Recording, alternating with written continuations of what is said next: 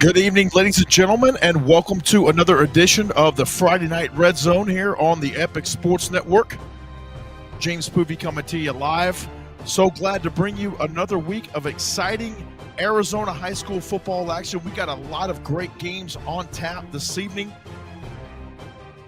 And let's not waste any time. We're going to get out there and get you to some live football here in just a little bit. 17-yard line. As we welcome you inside the broadcast studios here at the Epic Sports Network. We hope you had a great week, and we look forward to a really fun night of Arizona high school football. Attack your punter. This should be a great time, to say the least. Let's not waste any time, and let's take a look at some of the games we'll be featuring this evening on the Friday Night Red Zone. We call them the Great Eight. You can see right there we've got ACP and Eastmark. That's a good one out there in the East Valley. Central against Mountain Point. If you saw Cameron Athey last week getting off against the Dobson Mustangs on Thursday Night Football right here on the Epic Sports Network. We've also got Higley at Desert Edge. That's going to be a battle royale out there in the 5A out there in Goodyear. And then we head down south a ways down to Marana, where the Marana Tigers will be facing off with the Mountain View of Marana Mountain Lions. That's going to be a showdown there as well. Those four games will be part of the first quad view we'll have for you here this evening. And then we'll move on into Ganado and Winslow. That's a battle up in the northeastern part of the state in the 3A division. The AIA Game of the Week features the Globe Tigers and the Miami Vandals. So we'll check in on that game a multitude of times this evening. And then we're going to head down to the 1A division and take a look at the Desert Heights Coyotes battling the Baghdad Sultans. And our final featured game of the evening. And again, folks, these are not all the games we'll be looking at here tonight on the Friday Night Red Zone. It'll be the Valley Christian Trojans and the Scottsdale Christian Academy Eagles. They are squaring off over there just off of Tatum Boulevard in Phoenix. Let's go ahead and get you out to some live football, courtesy of the Neighborhood Sports Network, with the Arizona College Prep and Eastmark Firebirds. As Samples gets to run up the middle, bounces around the outside a little bit before being brought down for a gain of 2 and marked down at the 35. Fantastic camera woman this afternoon, tonight I should say, is Alexis Weischer, doing a good job keeping up with all the action with all these quick plays that I've mentioned.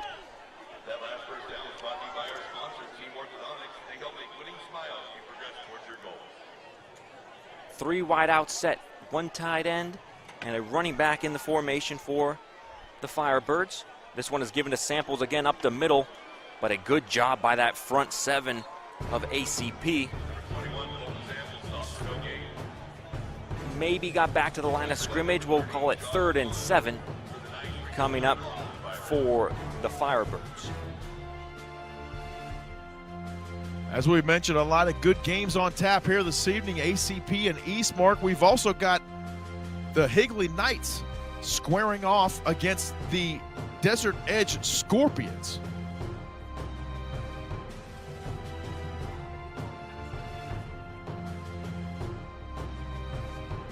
That game just underway out in Goodyear right now.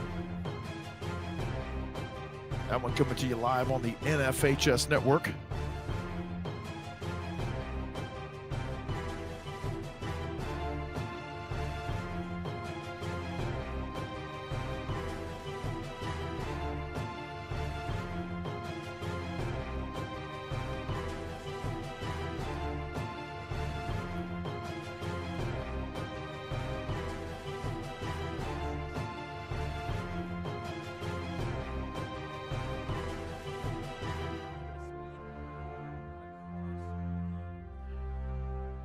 Desert Edge Scorpions, under the direction of the Carter brothers, Mark and Marcus Carter, really resurging that program out there in Goodyear. Looks like they're behind the sticks right here. Quarterback will climb the pocket, roll to his right, run it himself, and get back to the original line of scrimmage right about the 35-yard line. So that Higley defense bearing down right there on those Higley Knights. As we mentioned, we got that quad view for you here tonight. We're also going to be going down south and checking in with that Marana and Mountain View game there. Looks like they might be under a bit of a delay there in southern Arizona, so we'll check back in with them. Another game we're going to pay attention to, a lot of attention to here tonight, is the Central Bobcats and the Mountain Point Pride. Let's go ahead and get in there real quick.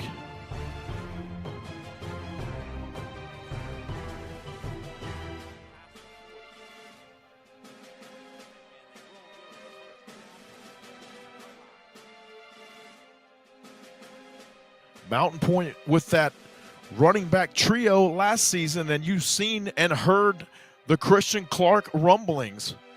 He is headed to the University of Texas to play for the Longhorns and coach Steve Sarkisian. But first up tonight, it's the Central Bobcats. And Central has themselves a heck of a defense as well to go with that offense.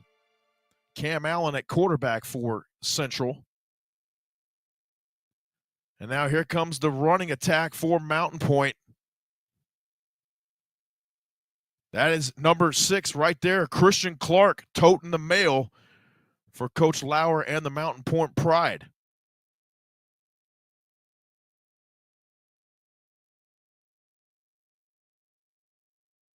So it looks like a very third and very short here coming up for the Mountain Point Pride.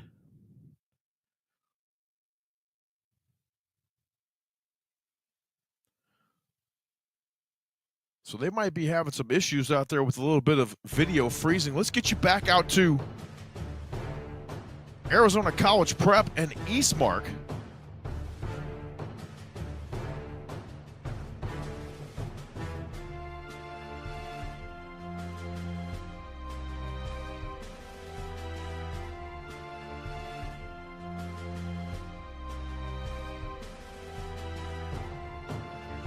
Goes deep down the left side, and it's just past the diving grasp of Jackson Bailey. And that will bring out the punting unit. Pretty good first drive, though, for Eastmark. Able to drive the ball down the field. A couple of quick plays, converted on third down. But ultimately, the ACP Knights were able to hold on, bend, but don't break kind of mentality.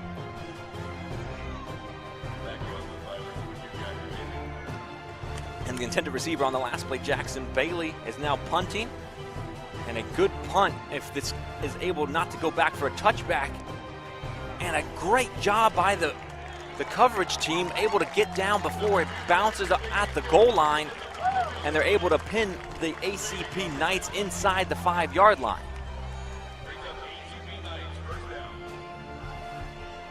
4:15 left in the first quarter.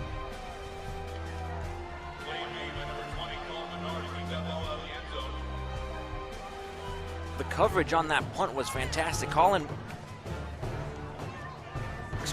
Minar on the coverage.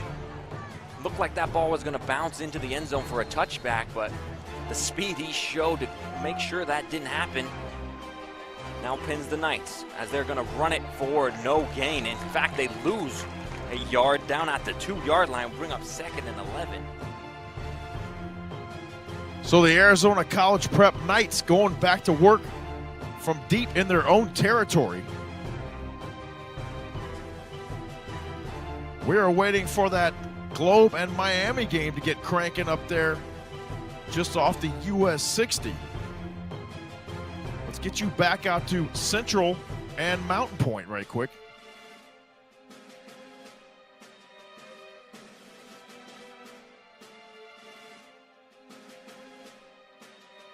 That one just a little too tall for the intended target.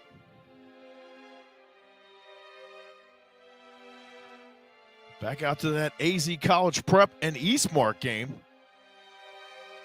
Oh, that one nearly complete there, just shy of the 20-yard line. That would have got him out of a hole there for a moment.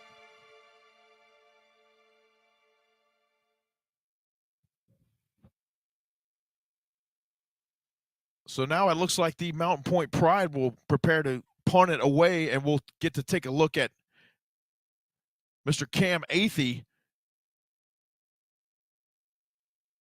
and the Central Bobcats offense here in just a moment after this punt.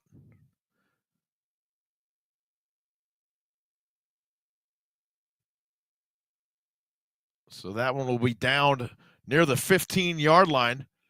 Back out to Eastmark. They faked the reverse there. Slips a little bit, and now shy of the 30-yard line.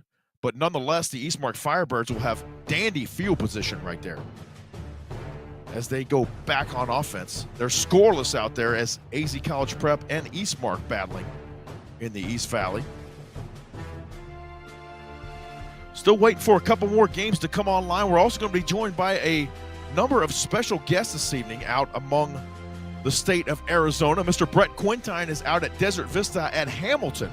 He'll check in with us tonight. Jacob Saliga is out at Higley at Desert Edge, that big 5A matchup we showed you just a little bit ago. So he'll be checking in with us from there as well. ACP's defense rising to the occasion right there.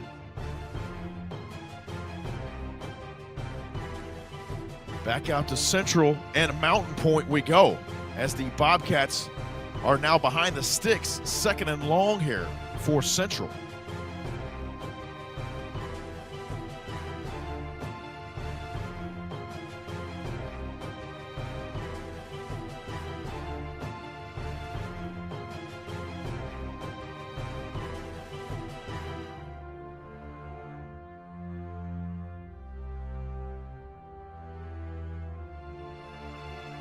A little tunnel screen.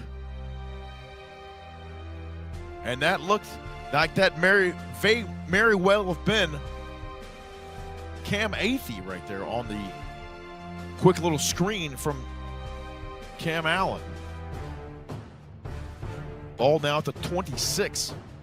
Central Bobcats on the march, 3rd and 1 upcoming there. Clock runs with just about 5 minutes remaining in the first quarter already at Mountain Point.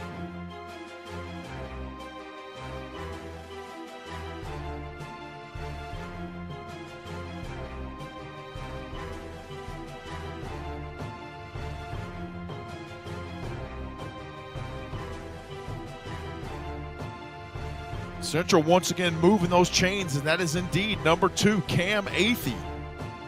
He went off last Thursday night out there at Dobson High School.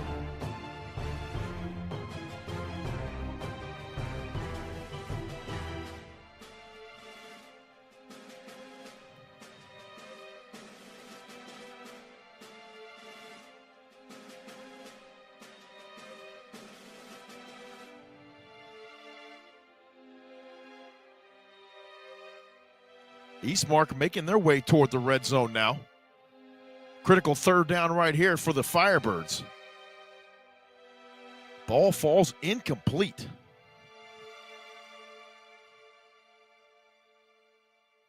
Down in the 2A division tonight, a great game between Scottsdale Christian and Valley. As you see, Valley Christian making a sack right there on Scottsdale quarterback Jack Atkinson.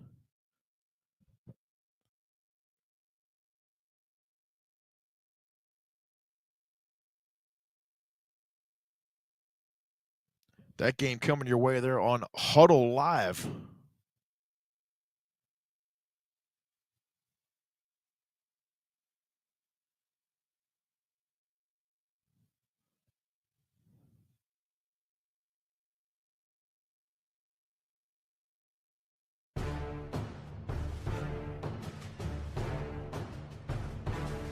Atkinson rolling out, going down the field, and the ball looked to be out of bounds.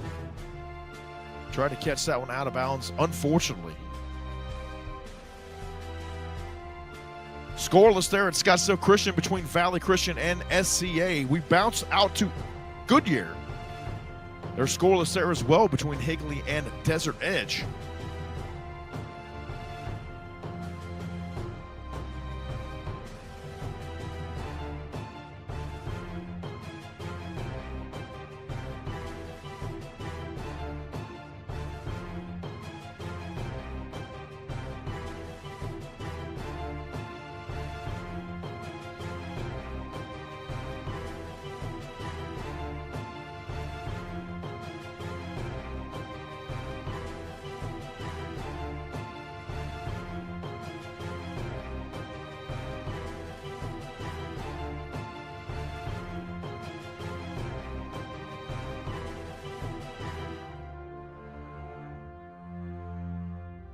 So we'll give you a little bit of time there with the quad view.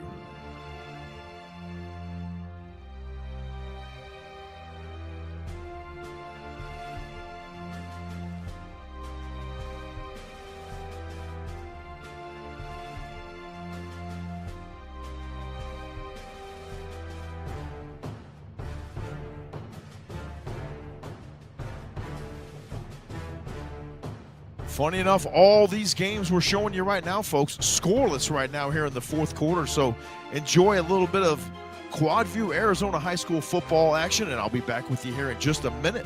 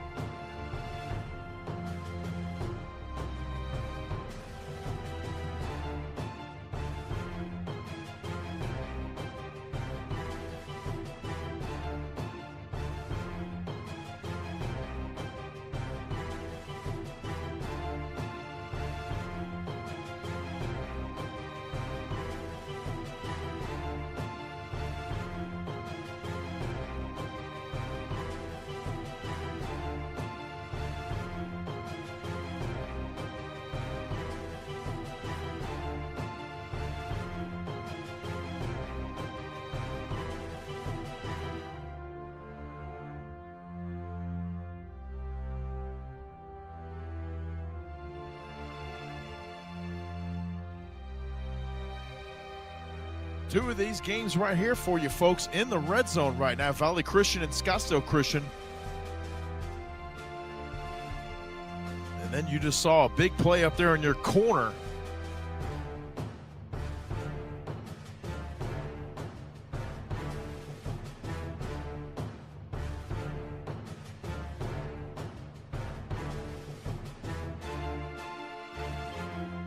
Central Bobcats scoring first there in Ahwatukee against the Mountain Point Pride. Now they'll come on for the PAT.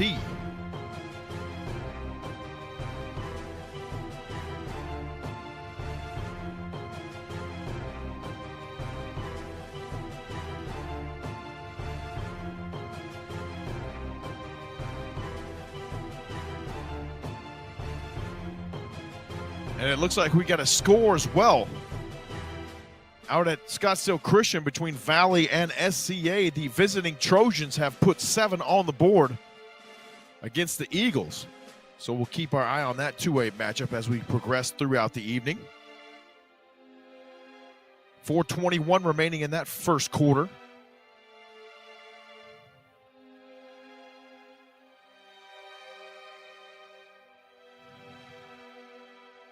Let's get you back out to Arizona College Prep and Eastmark.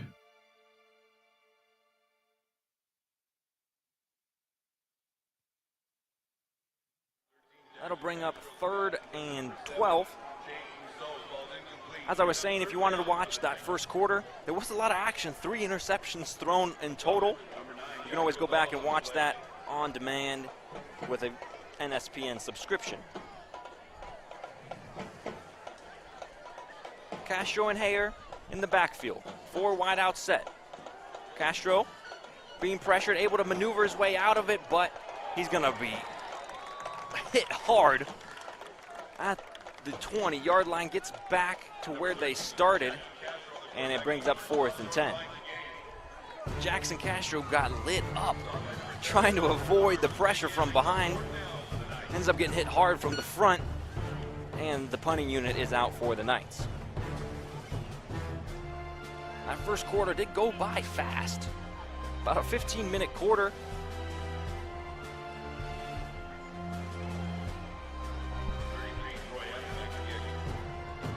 Punt is away. No one will field it. Bounces at the 50 and will be marked at the 42-yard line. Eastmark coming back out after an interception. Eastmark past 2 drives have ended in interceptions, but both of the interceptions were on 4th down. So even if the pass wasn't completed, it still would have been a turnover on downs. Not the end of the world for the Firebirds as they're back out there on the field waiting for the ACP Knights to field their defense.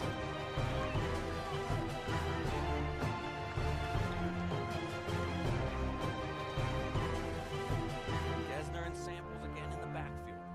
Jackson Bailey has been the main man. So now the Eastmark Firebirds are going back on offense there. And now we're going to get you back out to Mountain Point, where Central and Mountain Point are going at it. Central up 7-0 right now.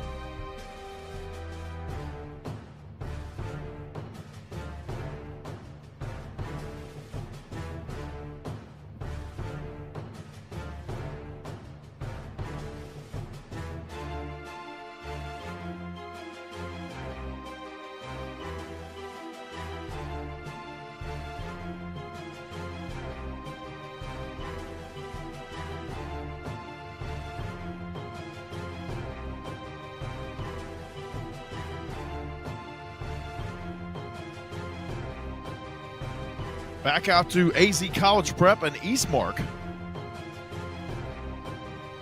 That game, of course, coming your way on the Neighborhood Sports Network, as well as the Friday Night Red Zone right here, and also available on aztv7.com here in the Grand Canyon State. So glad to be everywhere here this evening for some Friday Night Red Zone action.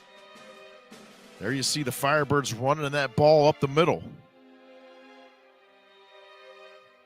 We flash back out to Mountain Point. Tight punch set there on 3rd and 5 for the Pride. They play fake it, go to the air, complete, on the edge, room to run across the 40-yard line. And an outstanding play there for the Mountain Point Pride. A timeout on the field at Eastmark. And I believe the AIA Game of the Week is on the air. It looks like they're getting that machine churning up there in Miami, Arizona.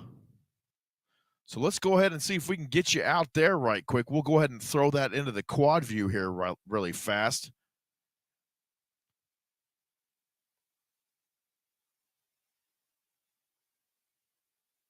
I talked about it. I said, hey, look, we can control the clock, keep that offense off the field.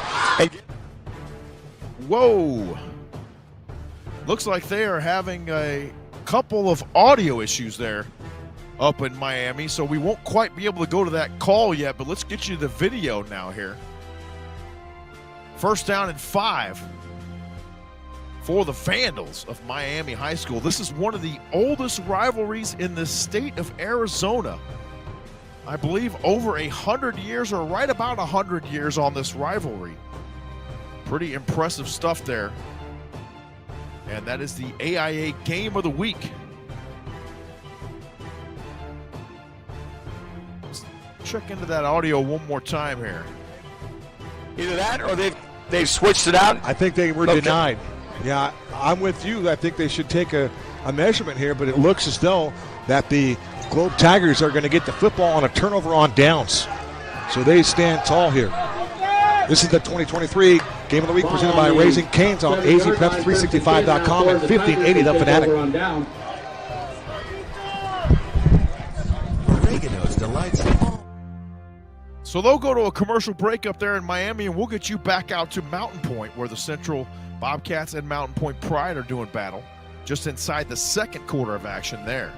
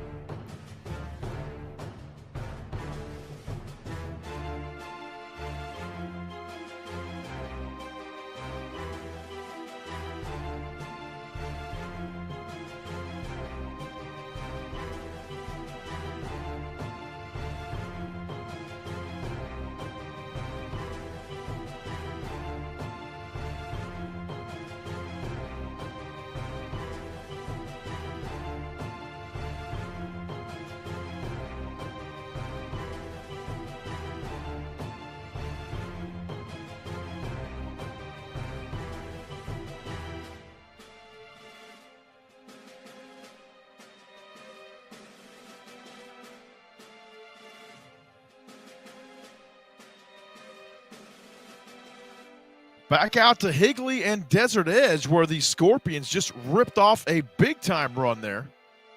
And I believe we've got a highlight alert coming up here as well. Let me get that adjusted on the screen really fast. Hold on. My goodness.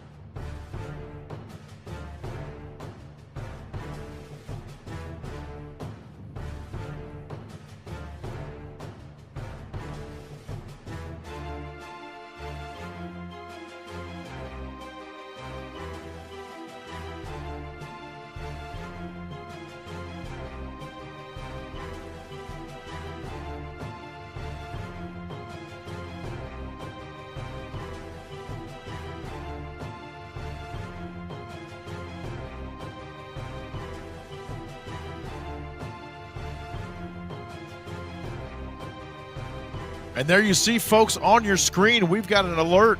Notre Dame Prep wide receiver Cooper Perry with a 73-yard touchdown from Noah Trigueros. Let's take a look at it for you here on the Epic Sports Network from field level.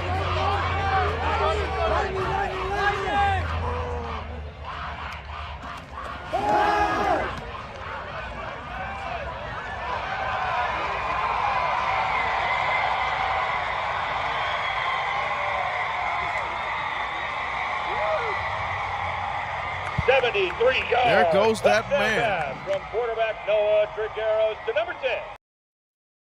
Cooper Perry right there for the Notre Dame Prep Saints. Let's take one more look at it right here for you from field level on the Epic Sports Network. Just a little swing pass there from Trigueros, and after that, it's all number 10. Look at him go. 73-yard touchdown pass. 73-yard touchdown from Cooper Perry from Noah Trigueros out there in North Scottsdale. Now we get you back into this quad view here, look, and let's take a gander up into the right-hand corner as the Mountain Point Pride have now put themselves on the board. They're getting ready for a point after touchdown. 10:03 remaining in the second quarter out there in Ahwatukee. Good stuff there from Cooper Perry and the Notre Dame Prep Saints. Special shout out to our Epic Sports Network crew doing a great job helping me out tonight. Miss Sonia Tellez and Jamal Gump doing a great job getting us coordinated with some highlights and field level stuff for you here on the Red Zone. Outstanding stuff. We got more to come for you here as well. Don't make any mistake about that. We got another highlight here for you as well, folks. This is field level as well. Desert Edge Scorpions and Hezekiah Miller. As you see, Chandler extending their lead to 14 over Corona del Sol. So we'll get a look at that highlight here in a little bit as well.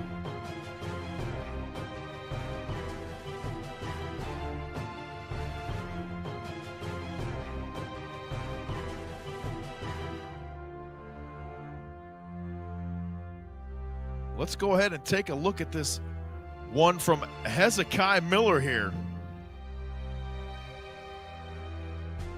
for the Desert Edge Scorpions.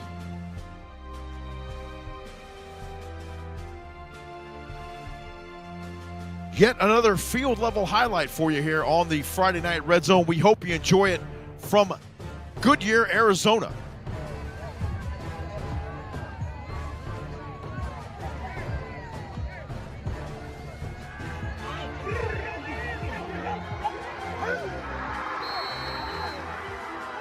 What a gorgeous throw there into Hezekiah Miller. I believe that is the one and only, possibly Mark Jones right there.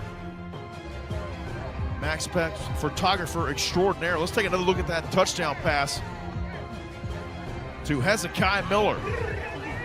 Desert Edge with the all copper look tonight. Very clean in there, making it look easy. Putting the Scorpions on the board first there out in Goodyear. Back into that quad view we go. You see Eastmark 6-0 over Arizona College Prep right now.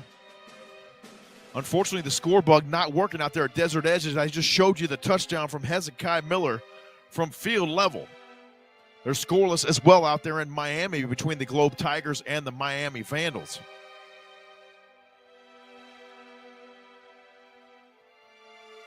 And unfortunately, it looks like the gentleman down there in southern Arizona with the Marana and Marana Mountain View game having some trouble, not able to get that thing on the air yet, so we'll keep our eye on that. Hopefully they're able to do so here soon. Let's go take a look and see if we can get you that highlight from Chandler as they extend their lead to 14 now. So that should be coming in here in just a little bit. We'll check back in with that. We're going to go ahead and step aside and take a quick commercial timeout, but we will keep the football on the screen for you here.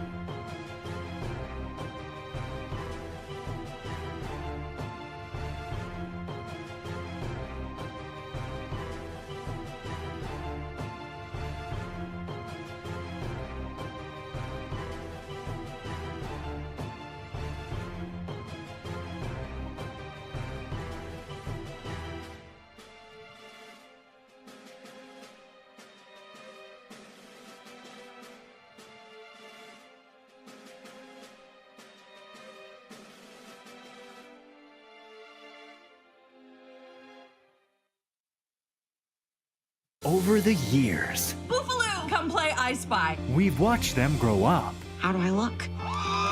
But some things Tabina! never change.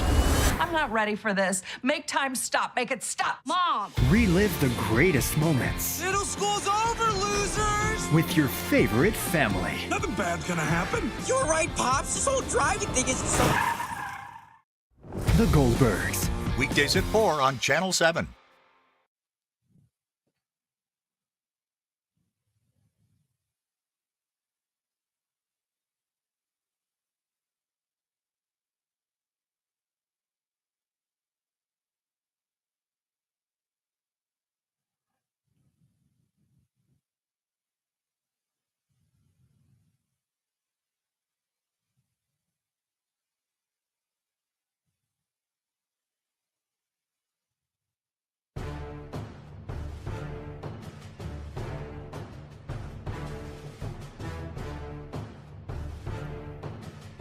We welcome you back here on the Friday Night Red Zone. 7-6 Central and Mountain Point currently. The Eastmark Firebirds remain 6-0 over Arizona College Prep. We'll get you a scoring update from out at Desert Edge and Higley here in a little bit as well. And we've also got some special guests that will be checking in with us here in a little bit as well, so that'll be fun. Still looking for that highlight from that Chandler game. We'll get that from you here in just a little bit as soon as that one hits the inbox. Looks like the Chandler Wolves up over 14 over Corona del Sol currently.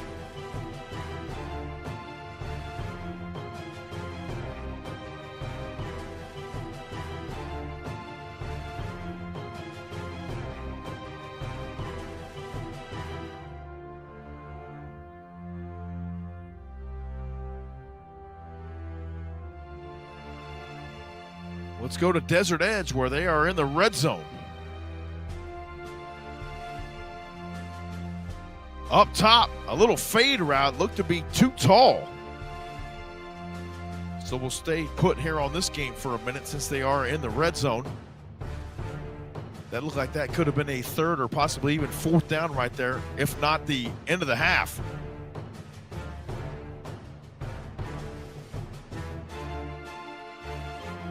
So I said we were going to stay there, but now we're going to move around a little bit. Trying to get you back out to some live football action.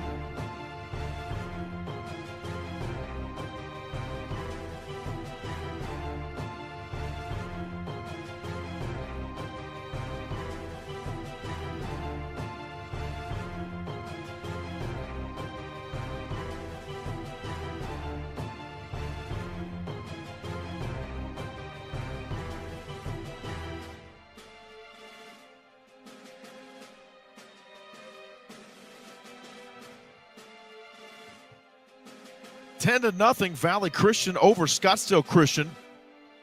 Looks like about 8.5 minutes remaining in the first half out there.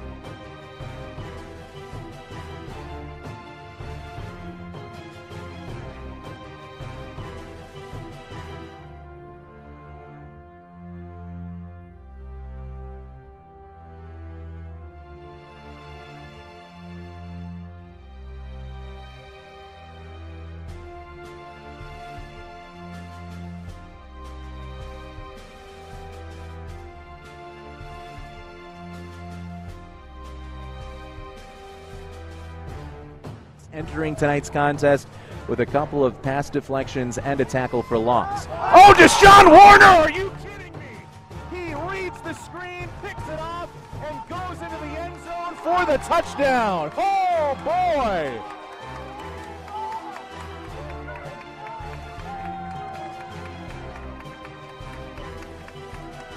What a play by the Kansas commit. Deshaun Warner leaping up and stealing that screen away, and he went untouched the other way. 2 pick sixes in this second quarter for the Desert Edge defense.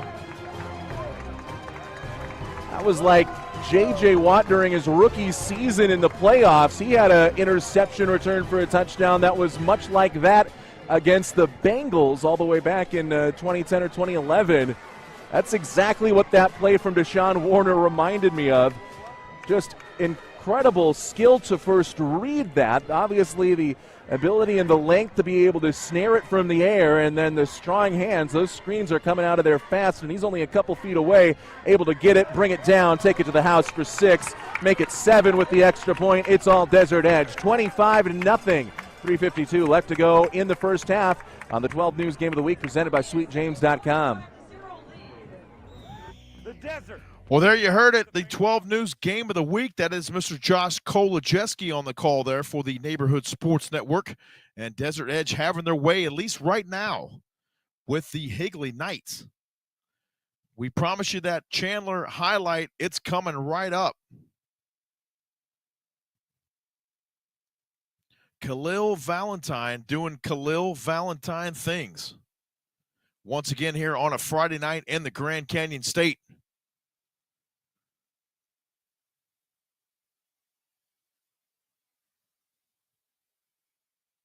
And we're going to get you that field level highlight now.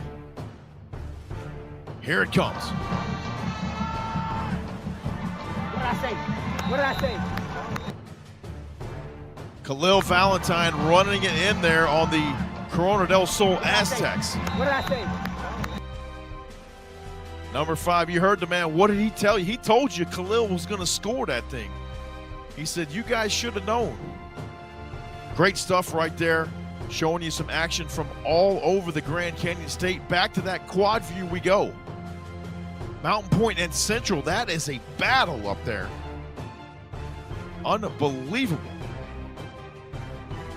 And we're going to head up, it looks like up north. Well, actually, we're going to stay here in the valley. It's the Coconino Panthers and the Arcadia Titans.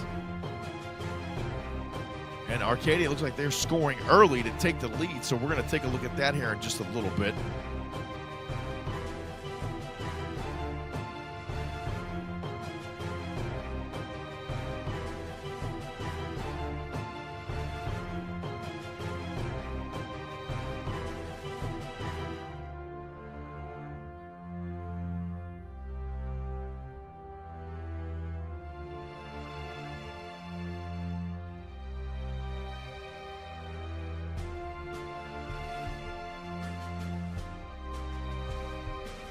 Central and Mountain Point knotted up at 14 apiece.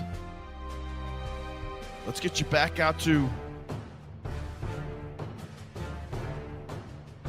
AZ College Prep and Eastmark. It looks like the AZ College Prep Knights have tied it or gone up by 1. Yes, indeed. They have gone up by 1, courtesy of the point after touchdown. They now lead the Eastmark Firebirds 7-6. That game in the second quarter out there. We got a very special guest who will be joining us here in just a little bit from the game out at Notre Dame Prep.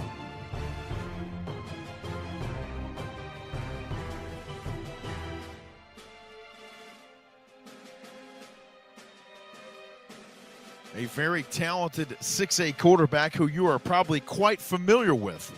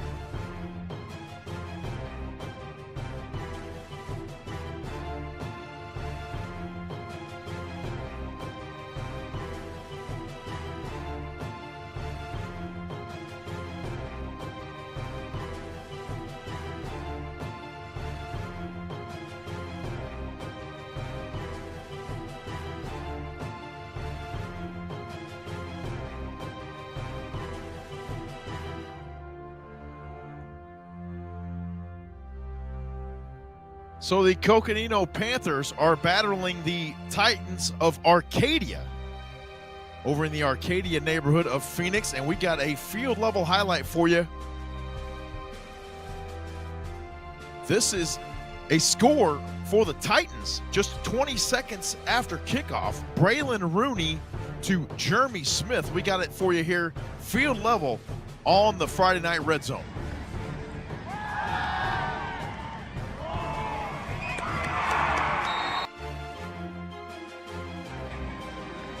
One more look at it right here, maybe two more looks at it. Wide open, great throw there as well into the corner of the end zone.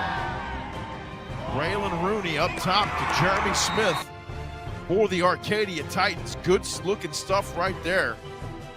Once again, shout out to the Epic Sports Network crew doing a great job. You see it's halftime out there at Eastmark. The Arizona College Prep Knights just scoring there just before the end of the half to go on top of the Firebirds at halftime. Special guest joining us here in just a little bit. We'll try and check in with Mr. Brett Quintine. He's out there at Desert Vista and Hamilton. Jacob Saliga's out at Higley and Desert Edge. Mr. Ralph Amsden is going to join us as well. He'll be joining us from his home in North Carolina. Right around 8:30 local time, we'll have Ralph come on with us. For now, we'll let you hang out and enjoy some of that quad view.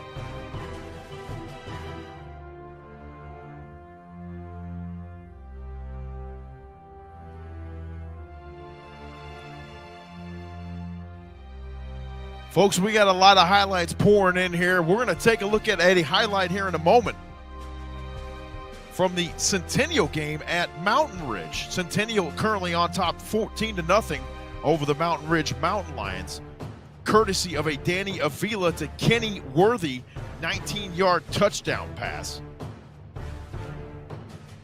Well, we're going to try to cue that up for you here in just a moment.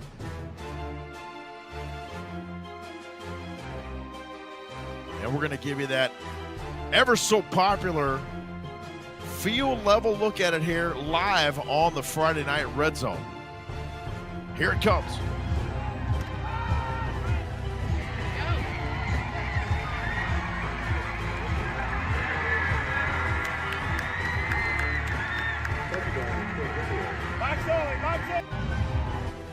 One more time, good looking play there.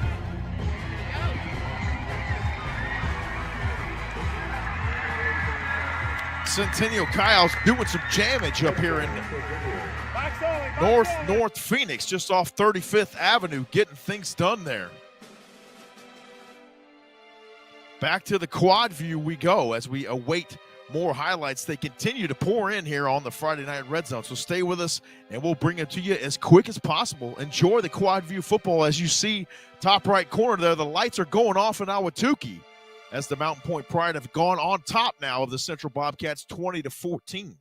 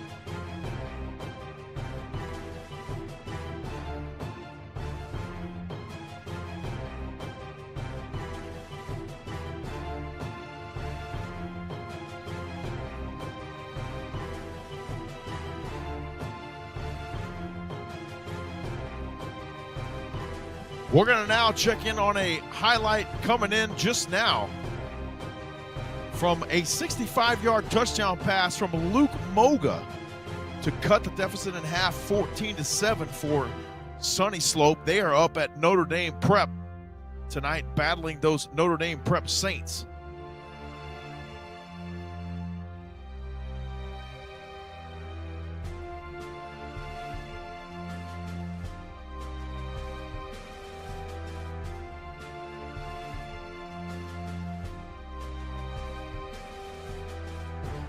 Luke Moga, the all-world quarterback for the Sunny Slope Vikings.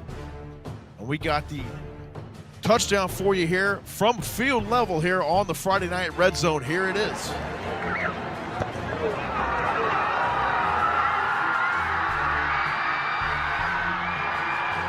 How about Moga? Look at him go. 65-yard touchdown scamper by number 1 quarterback Luke Moga. You know that one deserves another look. What a great fake right there. Almost faked out the cameraman. And then it was just number 1 with the legs all the way to the end zone.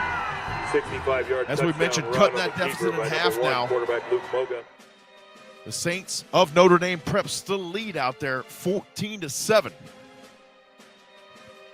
Got some good football for you right now, some live football. They're at half out there at Eastmark.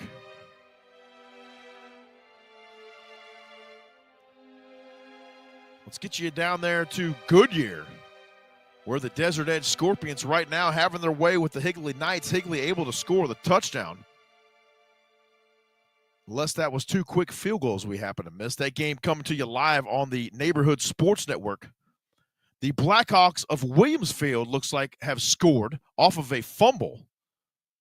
So we'll go ahead and see if we can't find that highlight for you here in just a little bit. Stay with us here on the Friday Night Red Zone. We hope you're enjoying the coverage of Arizona high school football. We are just 1 hour into the show here tonight, if you can believe it. Just about 2 more hours to go. And it looks like it's halftime out there at Desert Edge, as well as the Higley Knights and the Scorpions are heading to the locker room. So let's go ahead and take a brief commercial timeout. And when we return, we're going to feature, we're going to keep the live action in the view here for you. And the Pep Squad out there at Eastmark is going to entertain you here during the commercial break. Stay with us. More Friday Night Red Zone coming up on the Epic Sports Network. There's Cam Cox and the crew from Friday Night Fever. They are out at Casa Grande High School tonight. Lena Washington out there as well, so we'll check in with them here in a little while as well on Friday Night Fever coming up at 11:35 tonight on 12 News. Stay with us. More to come on the Friday Night Red Zone here on the Epic Sports Network. Over the years, Boofaloo, come play I Spy. we've watched them grow up. How do I look? But some things Tafina! never change. I'm not ready for this. Make time stop. Make it stop. Mom! Relive the greatest moments Middle school's over, losers! with your favorite family. Nothing bad's gonna happen. You're right, Pops. This whole driving thing is so... The Goldbergs. Weekdays at 4 on Channel 7.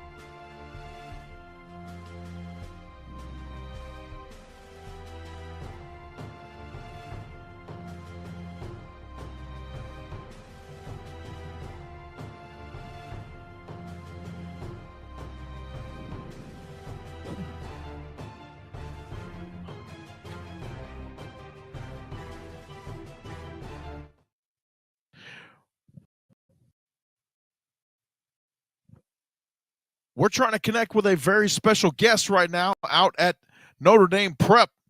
He's watching the Sunny Slope at Notre Dame Prep game. We'll see if we get him on here in just a moment. We'll check in with him. A lot of these games are at halftime right now around the Valley. There you see Desert Edge all over the Higley Knights, 25-6, about 8 minutes remaining in that half. And here he comes right here. We got him on here with us, Pinnacle quarterback Wyatt Horton. Wyatt, how are you enjoying that game, my man? It's the Notre Dame Prep Saints and Sunny Slope Vikings. Can you hear me? Yeah, I can hear you great. Can you hear me? Yeah. Excellent. How are you enjoying that game out there, my man? It's a good one so far. Saints are up 28-7. So tell us a little about your season over there with the Pinnacle Pioneers. Yeah, off to a great start. We're 4-0 right now. Had a big rivalry win last night versus Horizon. So we're trying to get back to where we were last year, and it's looking good so far. Well, Wyatt, you've been nothing but impressive ever since we've been following you. Obviously, we know your story. You had Dylan Raiola over there at Pinnacle, and you had to stay in there. What was it that gave you the confidence to just keep battling, ignoring the naysayers, and just saying, you know what, I'm a football player, and when the chips are down, I'll show you what's up, and I'll show you how I'll lead these Pioneers to victory. As you mentioned, you guys 4-0 right now. Yes, sir. I mean, you know, we had a great year last year, and I got the chance to lead them. We had some special guys, and so, you know, I've been in this situation before, and you know, the whole situation in the spring with Raiola, and I just continue to do what I do, and I competed, and just still leading my team like I did last year. Well, needless to say, you are a very impressive young man. I appreciate you taking a couple minutes out of the game. Go back to work. Enjoy what you're witnessing out there with some great quarterback play as well with Luke Moga and Noah Trigueros. How about those two guys? They can throw and they can spin the rock as well, huh? Yes, sir. Definitely. They're very talented. So appreciate you. Wyatt Horton, the Pinnacle quarterback, joining us here on the Friday Night Red Zone. Thank you, Wyatt. Enjoy the rest of your weekend, and we'll catch up with you here a little bit later in the season, my friend. Thank you. Good to talk with you. Good to talk with you as well, Mr. Horton. Wyatt and Horton join us here on the program. Outstanding stuff here on the Friday Night Red Zone. We appreciate him taking the time out and popping in here. He's out at the Sunny Slope and Notre Dame Prep game.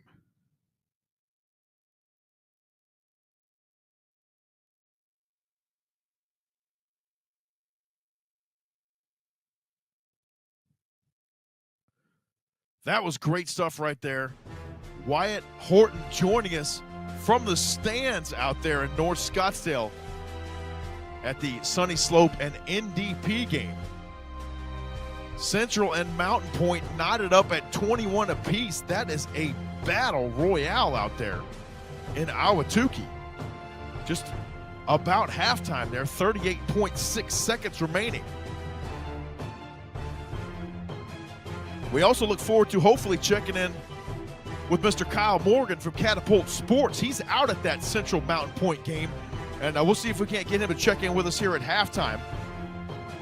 And he's got some stuff going on there. He's evaluating some athletes out there, and we'll check in with what he's got going on as well out there at Mountain Point High School tonight. As you see, a really good game there. 21-21 between Mountain Point and Central.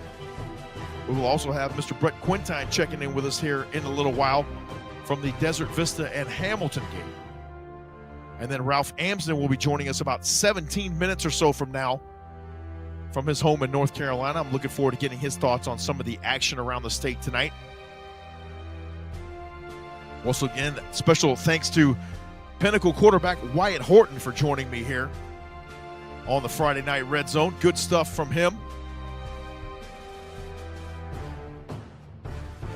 As he mentioned, he's got his Pioneers off to a 4-0 start, and they are rolling. Coach Zupke has those gentlemen ready to go. This one will be unreturnable. It'll be a touchback now.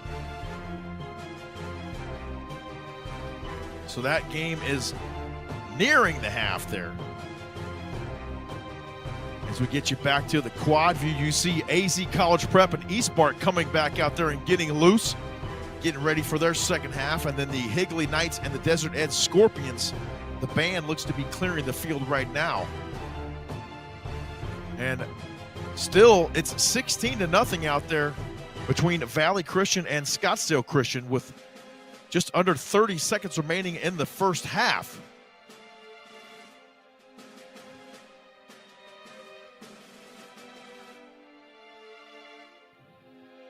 Let's get full screen on that Central Mountain Point game. As you see, that looks like Christian Clark up the near sideline, and he is going to house one just before the half.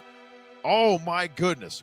Christian Clark, the Texas Longhorns commit, just ripping off an 80-yard touchdown run for the Mountain Point Pride, and you saw it live right here on the Epic Sports Network's Friday Night Red Zone. Oh, my goodness. I know we're a little bit behind on highlights, and I'm talking to my Epic Sports Network crew right now, but I'm doing my best to get caught up on that here for you, and we will get you those highlights here as we go throughout the evening. A whole lot of football.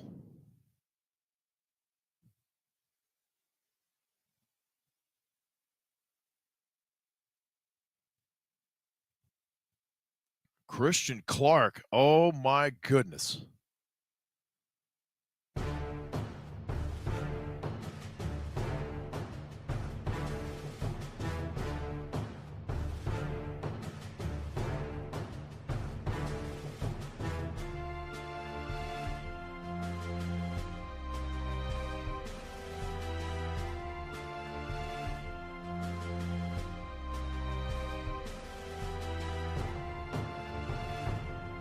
Back into the 2A we go with Scottsdale and Valley. And as it looks like Scottsdale's Christian just scored their first touchdown of the night. You saw it live right there on the Friday Night Red Zone. And that looks to be one of the trap boys off the right arm of Jack Atkinson, who you see coming this way. Indeed, that was number 6, Trap, on the reception there for SCA. Now they're back in the ball game, 16-6, with the PAT pending there momentarily. 4.1 seconds remaining. And I believe there's a timeout on the field there, so the Eagles trying to make it a game. As we get you back into the quad view. Central and Mountain Point seem to be freezing up there a little bit, unfortunately, in the top right corner.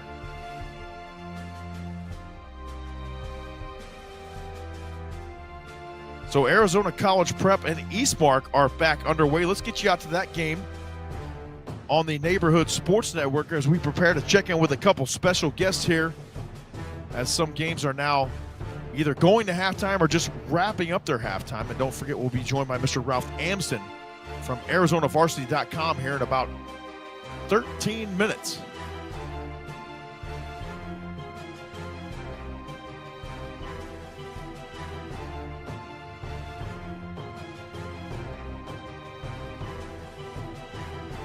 Again, it's Dylan Gesner and Coleman Samples, the usual tandem in the backfield, as Samples gets the run, but he's not going to be able to find a hole created by his offensive line, as he doesn't even get back to the line of scrimmage. Loss of 1 brings up 2nd and 11.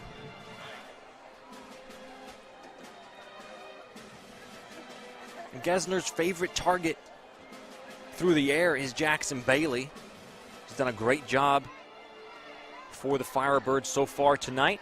Also had a pretty good punt, as this is a quick out route but incomplete by Gesner to the near side.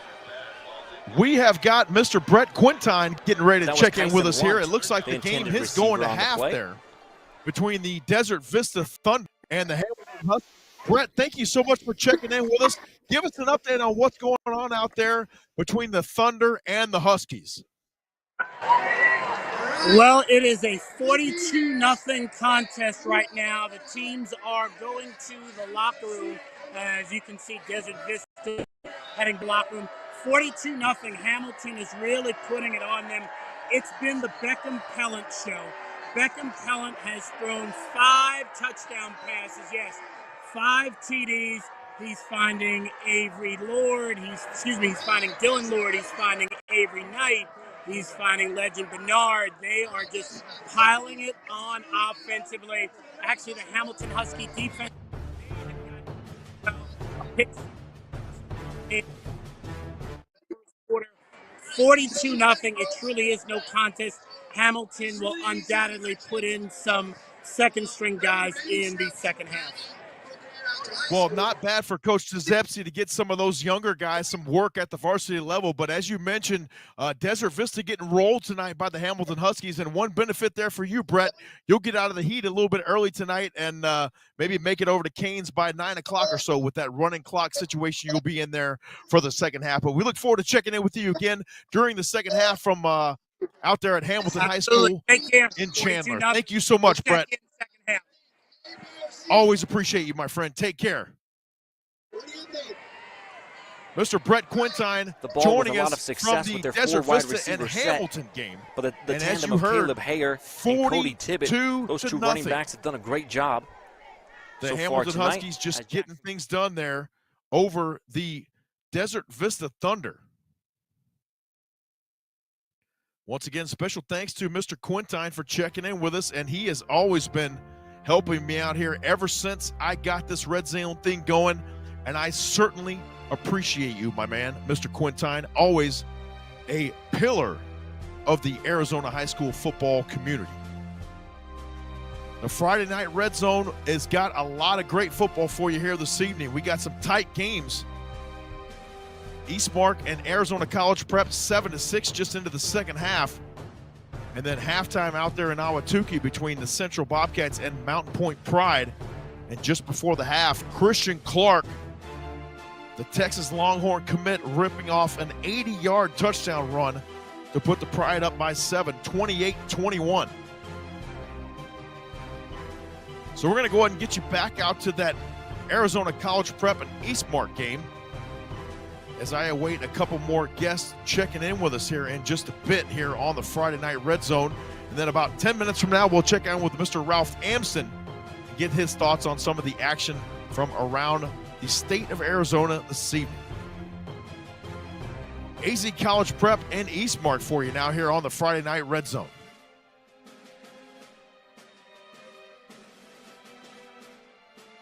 One tackle, doesn't get past the 50. But does get 4 yards on the play, brings up 2nd and 6.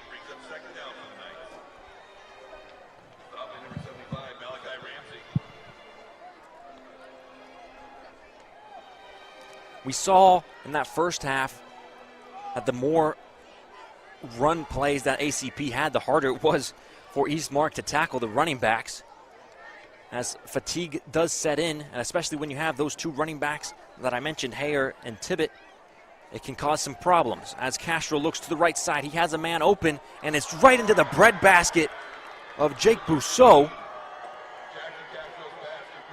And a big gain of 26 gets ACP to the 21-yard line.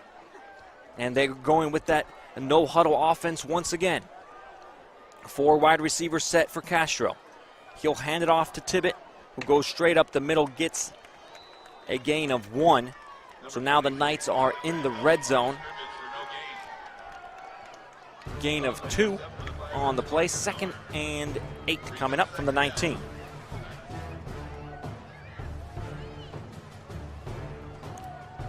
That throw by Castro, the play before, was a beautiful throw right into the breadbasket.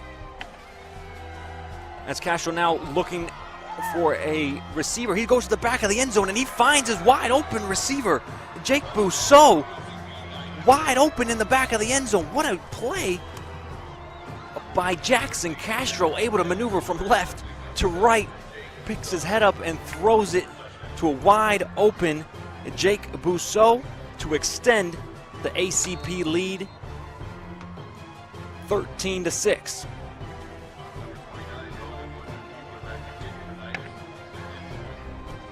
Extra point is up and good as ACP takes an 8-point lead, 14-6. The ACP Knights able to really march down the field with no problem whatsoever.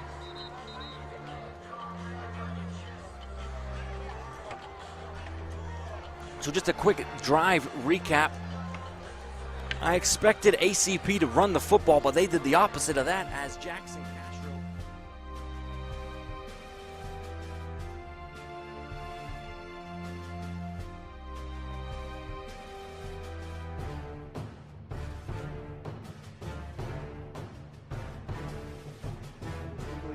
Offensive line in the running game. Hall exits, he gets a breather. Larry Halverson comes into the game for Higley.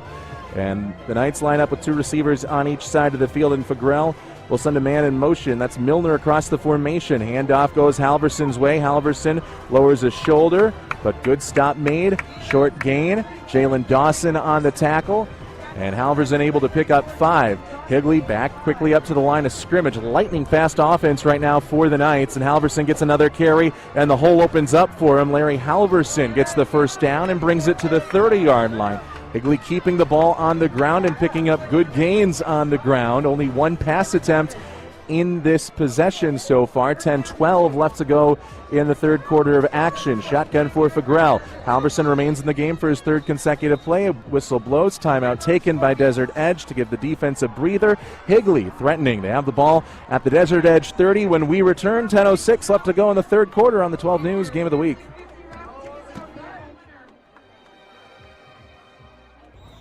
The desert, it's not for the faint of heart.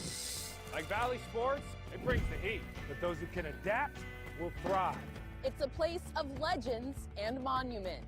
The heroes of our stories are the villains of others. 12 Sports captures the biggest victories, the high school rivalries, and college's most iconic moments. Every day, every game. The desert spirit lives at 12 Sports.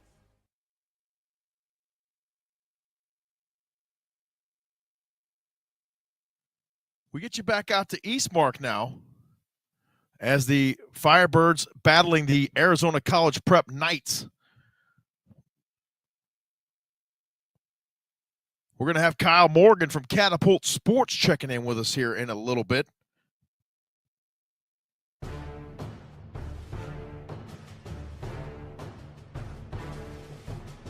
Eastmark on the move, trying to regain that lead. Arizona College Prep rising up there in that second quarter.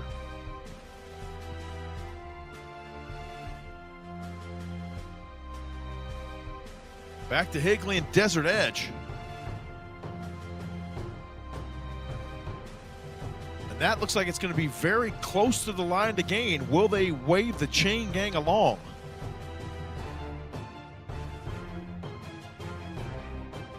(25-6). The Scorpions up by 19 on the Higley Knights right now.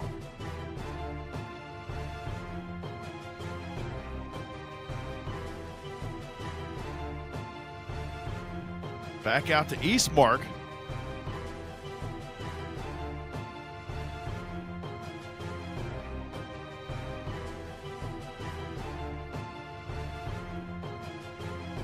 And the Higley Knights just scoring a touchdown there out in Goodyear over the Desert Edge Scorpions. So now they're trying to get themselves back in that football game.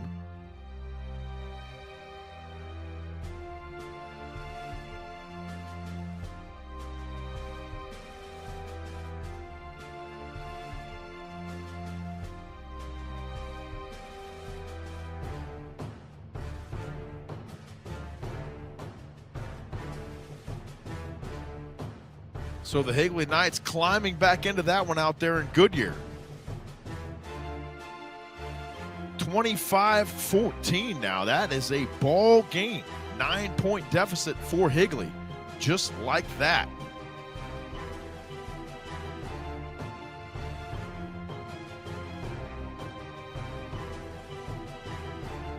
Looks like they're getting things squared away out there in Miami. It looks to be halftime. I got word from GL that they've swapped out some network equipment and hopefully got things running a little smoother out there. So we'll check in with them for half number 2 here in just a little bit. We are just a minute or two away from checking in with Mr. Ralph Amson. We'll see what he's got for some of this action out here tonight. We're trying to keep the football on the screen here for you, folks.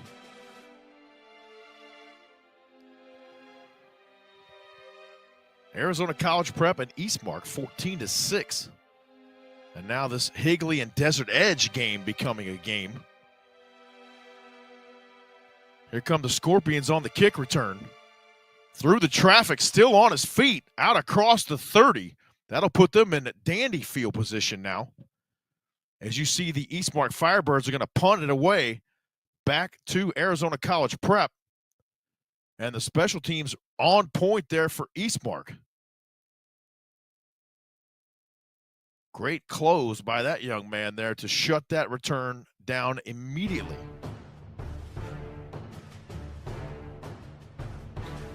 Now we've got Mr. Kyle Morgan from Catapult Sports who's going to be checking in with us here. He is out at the Central and Mountain Point game. Kyle, how are you thanks tonight? for having me. Thank you for checking in. I certainly appreciate your time. You got a great game out there, my friend. Really good competition. You got to see Christian Clark rip off an 80-yard touchdown run there just before the half. Tell us about that football game. You did, yeah. In a game that started really slow through the first quarter, second quarter's been absolutely electric here. 28-21 Mountain Point at the half. And, it's been the Cameron Athey show through much of the second quarter. We had the game tying touchdown, and then just with 30 seconds to go or so before half, Christian Clark rips off the 80-yarder to put him up. So the Stars are definitely out here performing well. Well, you've been out there all evening. You've been fitting these guys up with some gear. Tell us what you're doing as far as it relates to Catapult Sports. I understand you're getting some measurables on these guys as they play live here on Friday night. And just tell us what that's all about for folks that are not aware. Yeah, so Catapult, we provide the wearable GPS vests that tie into satellite technology. So we're tracking top speeds, acceleration, deceleration, impact, sprint yards, total distance covered, that sort of stuff. So I got about 20 units out here on these kids, including, Christian Clark. So I'm excited to see what his data shows on that 80-yarder. And how quickly are you able to see some of that data? Is it after the football game, or does it have to process, or is it kind of an immediate type of thing? How does that all work? Much like a car, you can buy the base model or you can go to the higher end. So that technology is out there where we can track it in real time. But these units that I have out here, I'll see that data tonight when I get home. Well, Kyle, thank you so much for your time. I appreciate you checking in with us here from the Central and Mountain Point game. And we look forward to doing this with you again in the future. And enjoy that second half of what should be a dandy matchup out there in the 6A between the Pride and the Bobcats. Thank you, my friend. Absolutely. Thank you. Kyle Morgan joining us here from Catapult Sports. And he's out there. He's got himself a whale of a game between the Pride of Mountain Point and the Central Bobcats. And now from his home in North Carolina, we're going to be joined by Mr. Ralph Amson here on the Friday Night Red Zone. Ralph, thank you so much for coming on here again. Some really good football games here on this Friday night. Tell us what you're watching out there in NC. Well, I've been pretty locked in tonight because I there were so many games on last night that I had the opportunity to watch 4 or 5 at a time. I'm pretty locked on Arcadia tonight against Coconino. Starting the season undefeated, I was wondering if Arcadia was going to be able to keep it going. Coconino, probably the most talented Northern Arizona team this year. Maybe Bradshaw Mountain. You can argue that they belong in that conversation. But yeah, just paying attention to Arcadia right now. They're up 28-6.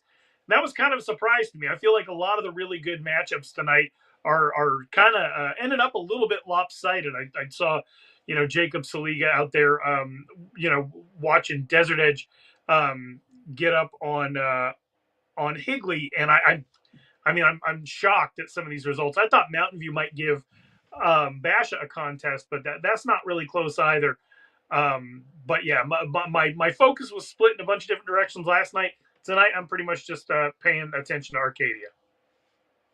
Yeah, there's a couple good games out in the West Valley as well. That Higley Desert Edge game is becoming a game now, as Higley got a score there just before the half. And then you've got another good one out there at ACP. It's Arizona College Prep and Eastmark. How about the job that Coach Bluford has done out there? And then first-year coach out there for Eastmark in Coach Dixon. Talk to us about that game. Well, yeah, to jump into that Eastmark job, that's tough, right? Because you're taking over a school where the expectations were raised so quickly by the job that Scooter Molander did. I'm a big fan of ACP. I had said that if I stayed in the Valley, I got my kids out here playing football. Didn't know at the time that we moved out here that they were going to be playing football, but just as a school, as an academic option, I always looked at ACP as being if I was going to be able to pick like anybody can with open enrollment, that's probably where I was going to send my kids. And we lived out in Maricopa, so I'd be driving them out there every single day. I love the school. I love Myron Bluford. I love everything that they're doing out there. And it's just Jake Bousseau as a receiver had over 1,000 yards last year. He came into this season with a lot of expectations on his shoulders. He catches the game-winning touchdown pass last week against Estrella Foothills. And I gotta say, I'm a really big fan of Caden Gibson. He might be one of the best pass rushers at the 4A level. I think led the 4A last year in sacks, and he's been in the backfield all year this year as well. So I'm really interested to follow along with Cody Cameron to see who comes out on top in that game. Yeah, that should be good. And then your final thoughts on that Central and Mountain Point matchup. We've kind of been anticipating that one all week. We saw Cam Athey on Thursday Night Football last week out at Dobson and saw what he could do. And then now we knew he was going up against that running back core for Mountain Point. What are your thoughts on that matchup? They're a really tight one out in Ahwatukee right now. Yeah, I'm proud of Central. My hope coming into this game was just that they'd have the ability to make it a game, because that would essentially be unheard of any time in the previous 2 decades.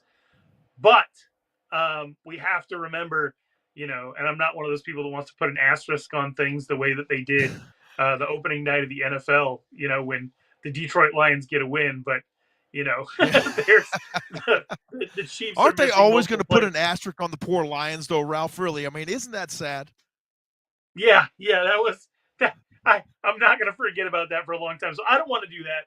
But I will say that the Mountain Point team that you're seeing today is not going to be the Mountain Point team that anybody sees 2 weeks from now, because they're adding like 20-some players. So, I am very, very proud of Central for making this a game. I'm really proud of what Coach Hovick has done out there. And Breon Ballard, probably one of my favorite players in the state. Great stuff from Ralph Amsden from ArizonaVarsity.com. Ralph, thank you so much for your time. I really appreciate you checking in with me. And if you get a chance, maybe about an hour or so from now, feel free to pop back on after some scores have gone final. If not, we'll check in with you hopefully next week, my friend. Right on. Yeah, we host that Arizona Varsity Spaces, so I'll be chatting away on there, but definitely catch you next week. Thanks, James. Great stuff from Ralph Amsden. Thank you, my friend. I appreciate you checking in with us here on the Friday Night Red Zone. Some great high school football for you all throughout the state.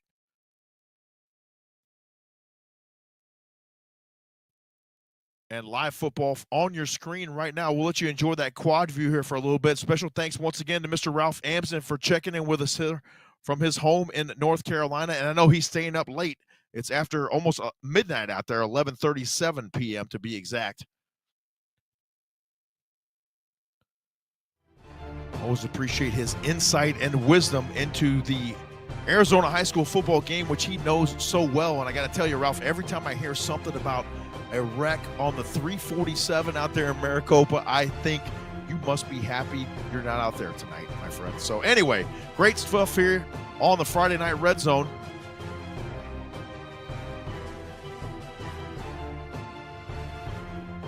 They seem to be getting things buttoned up down there.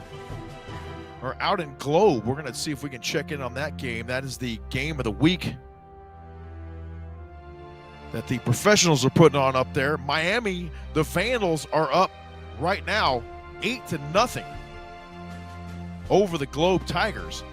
A lot of special festivities there at halftime. I believe the mayor of Globe was coming out and now making some sort of presentation. So a great traditional rivalry up there just off the 60, as you can see there, just about to kick off the second half of that football game. So let's go ahead and let you listen in on that football game with KDB and Dan Minucci on the call for the NFHS Network.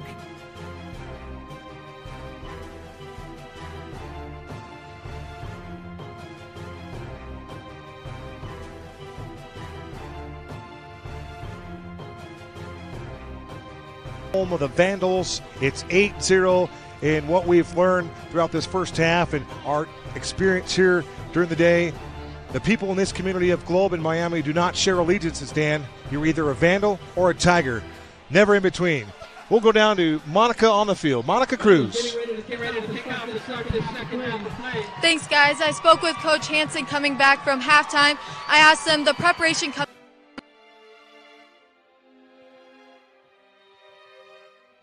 Some technical difficulties there, unfortunately, up in Globe, so we're going to get you out of that shot right quick.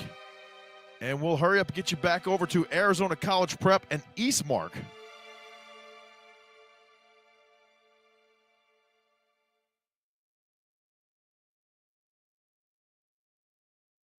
And we'll be checking back in with that game up in Globe as we progress throughout the evening.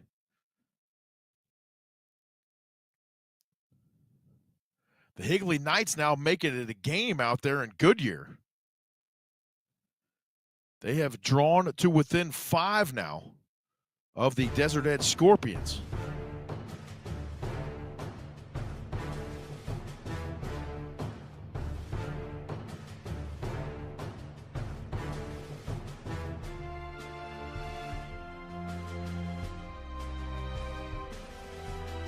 So we got a lot more highlights coming for you as well, folks, here this evening. So make sure and stay with us here on the Friday Night Red Zone.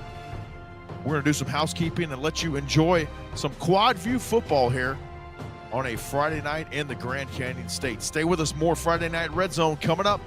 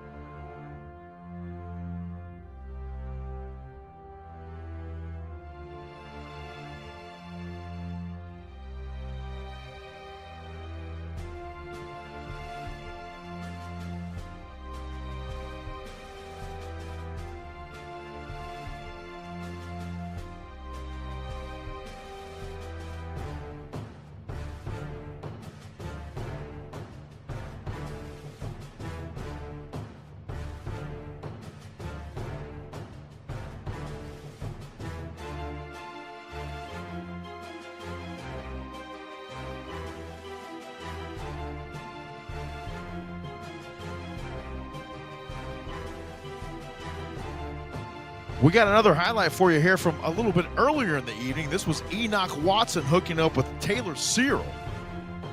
65 yards for a touchdown. Let's take a look at it here for you from field level on the Friday Night Red Zone.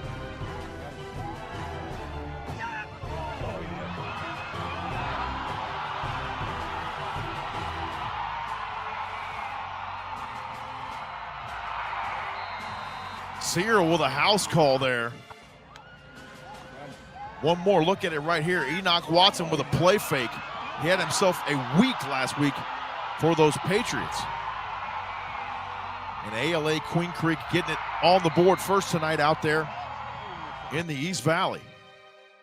Great stuff right there. More field level highlights coming your way as we let you enjoy some more quad view football here.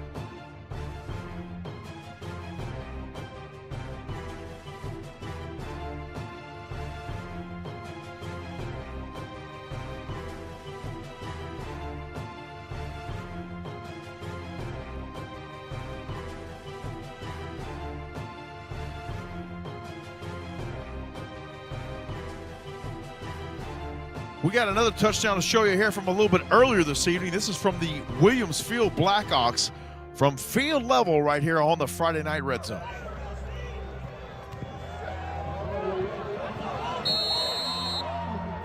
You got to love that misdirection up front.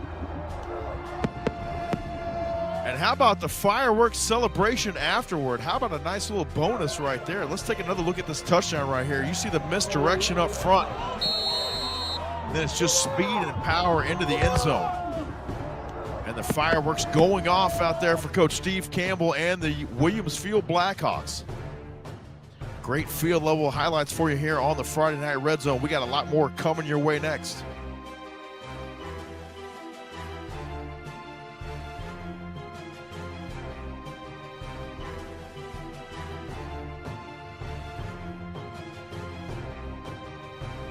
And it looks like we're going to head back out to that Williams Field game.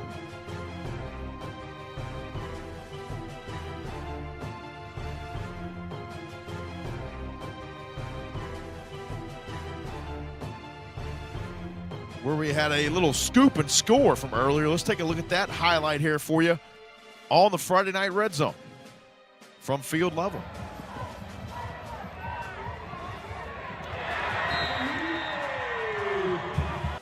Beautiful pass and catch right there. That was after the fumble. Williams Field making the Desert Ridge Jaguars pay right there.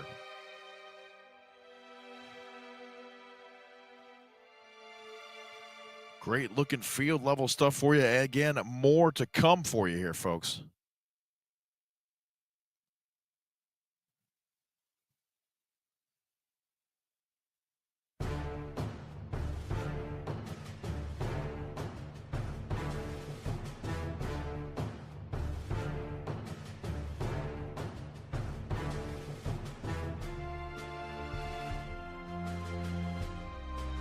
Looks like they are in the red zone out there at Desert Edge. So let's go ahead and get you full screen on that game right quick.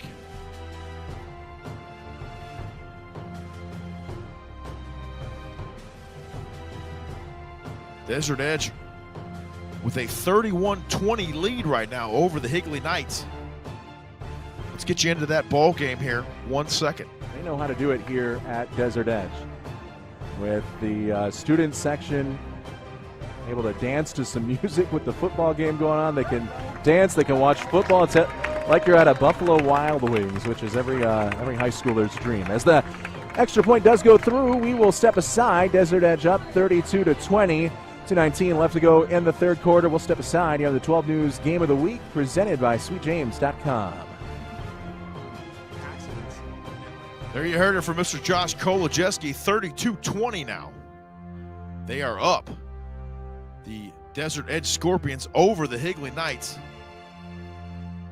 As we'll get you back into that quad view look. And let's go back out to Ahwatukee, where the Mountain Point Pride and the Central Bobcats are doing battle. 28-21 right now. Unfortunately, it looks like that screen might be frozen. So let's get back out of that.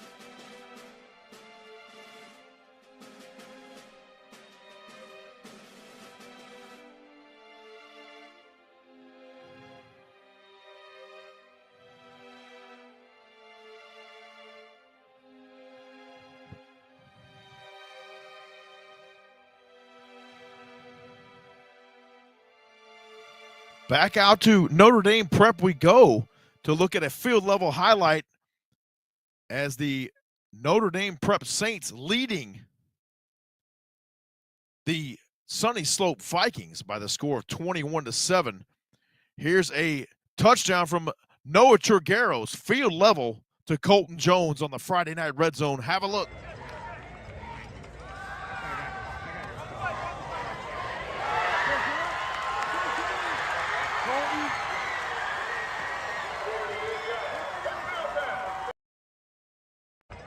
Colton Jones from quarterback Noah Trigueros. Over the top, down the numbers, and then it was just Colton Jones avoiding the tackle there about the 10-yard line and making it happen with his feet. Great stuff there from Colton Jones. As we get you back to Miami now, it's the Globe Tigers and the Miami Vandals. We'll let you check in here for a moment while we cue up some more field level highlights for you here on the Friday Night Red Zone. Instrumental defensively tonight. Yeah, so he's had some good fortunes. And now we were talking about Abram Castaneda. It looks as though he's got his equipment fixed. Got an official's timeout. Looks like the first down markers have an issue over there, so they're trying to get that fixed, unwound. Looks like a chain might be hooked up over there. So I don't know, get the WD-40 out or something, undo that bad boy, because you know those links, got to make sure that they stretch out completely.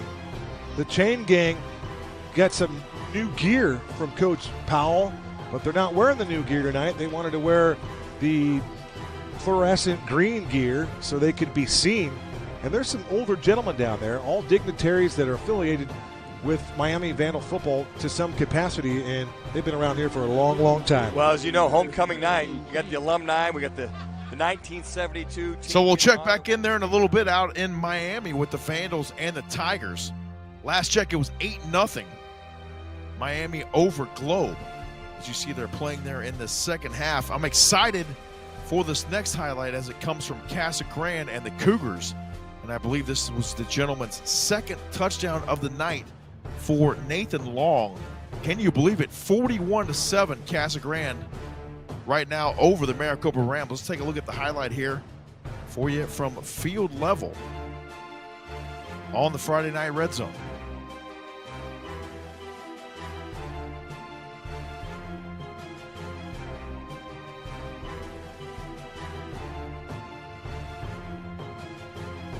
That is the Friday Night Fever Game of the Week.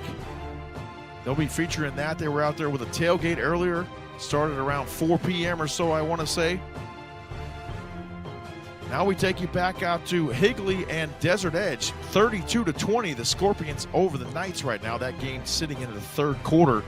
Higley trying to rise up there a little bit, but now Desert Edge starting to assert their will here as the ball game continues into the third quarter. Let's get you out there with Josh Kolodziejski on the call. And it's going to be a screen to Dia Johnson. It's Terrell Husband as the quarterback. And that's the first completion of the season for Terrell Husband. And it brings up 3rd and 5 after the short gainer to Dia Johnson. And Terrell Husband out there again.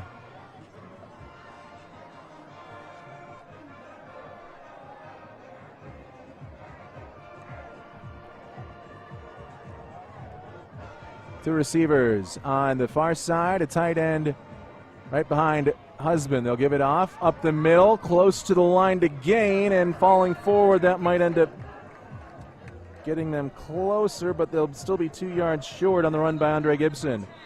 Gibson, whenever he's on the field defensively, he's able to lock down his receivers, and he still gets some touches on the offensive side and can be an explosive runner. And it'll be 4th down and 2, and we will go to quarter number 4. 32-20 to score. Desert Edge has the ball facing the fourth. So they head to the fourth out there in Goodyear as the Desert Edge Scorpions leading 32-20 over the Higley Knights. Let's flash you back out to the East Valley right quick and check in on the tie ball game there between the the Eastmark Firebirds and the Arizona College Prep Knights. Good one out there at Eastmark.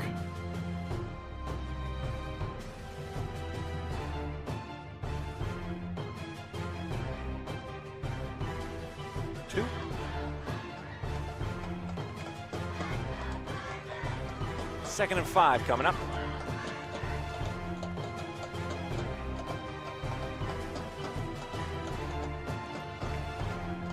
Tibbet up the middle, shreds one tackler before getting brought down for a gain of 1. 3rd and 4 coming up.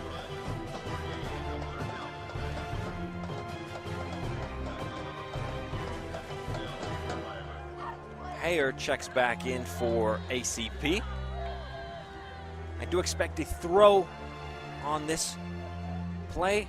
Castro does throw it, and it's a quick pass and a successful one, as Connor Lefebvre is able to get past the entire Eastmark defense and waltz his way into the end zone. Connor Lefebvre just flipped this whole game upside down. A quick slant.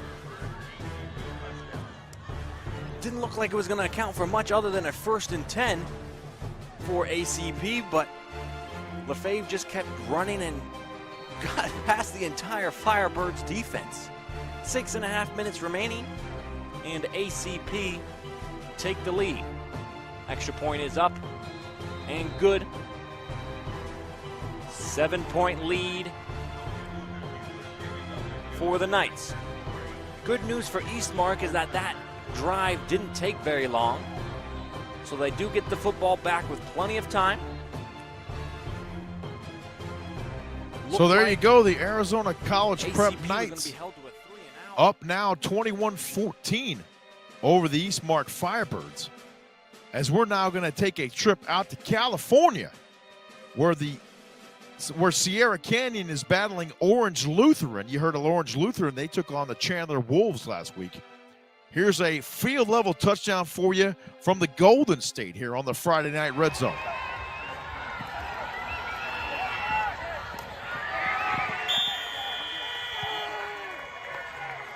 Sierra Canyon goes up 21-7 on that touchdown right there. We will take one more look at it right here on the Friday Night Red Zone.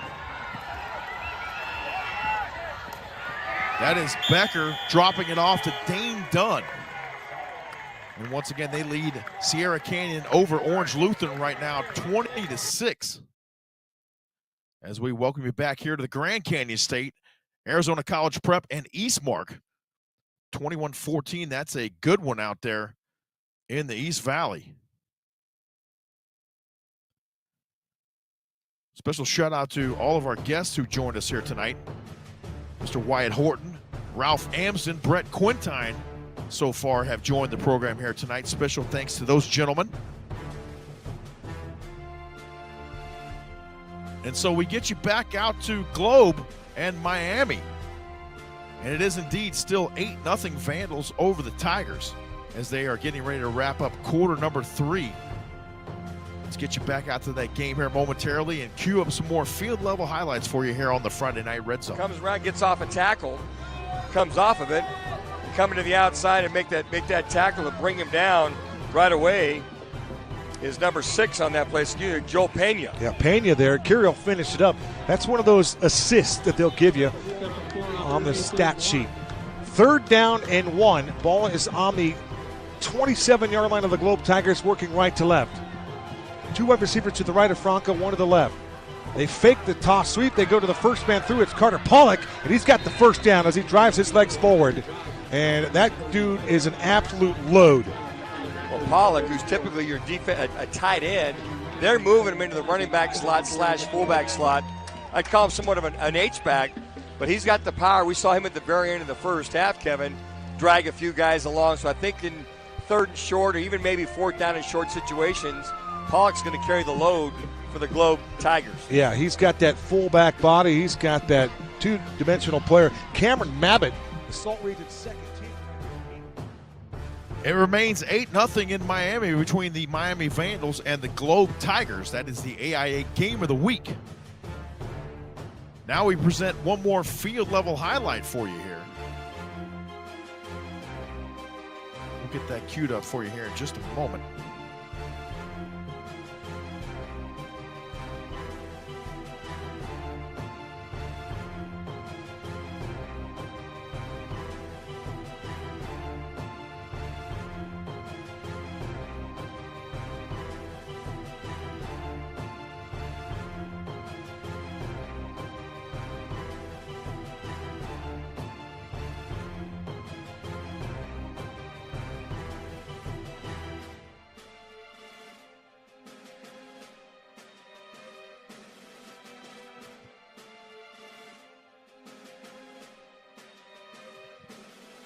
So we'll check out a highlight now as the Arcadia Titans are ahead 35-6 over in Arcadia, courtesy of tight end Ian Slater. Here's the field level highlight for you on the Friday Night Red Zone.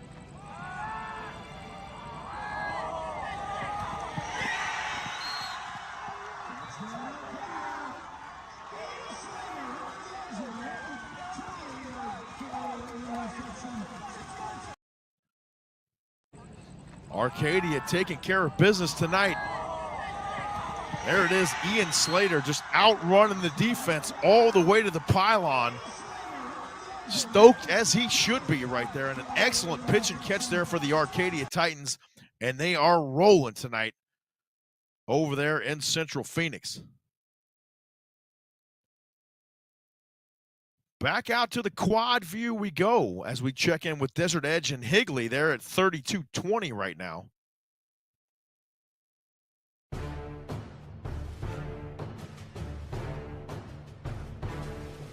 Mountain Point and Central sitting at 28-21 right now, late in the third quarter.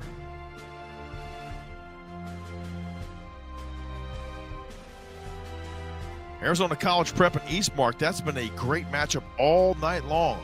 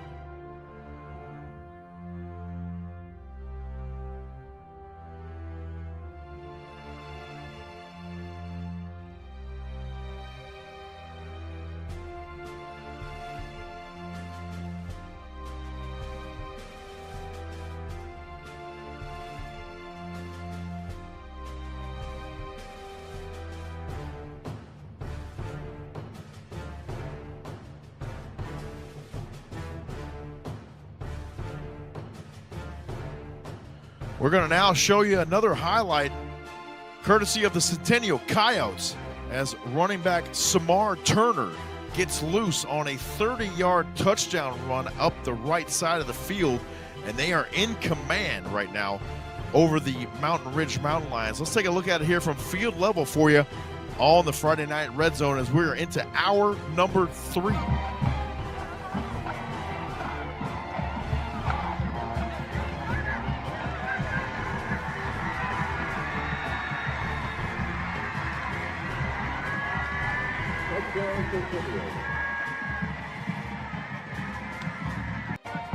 A tough run there for Centennial. Once again, that's Samar Turner getting loose and a 30-yard house call there for the Coyotes. They are in command out there in Glendale. Back to the quad view we go here for you folks.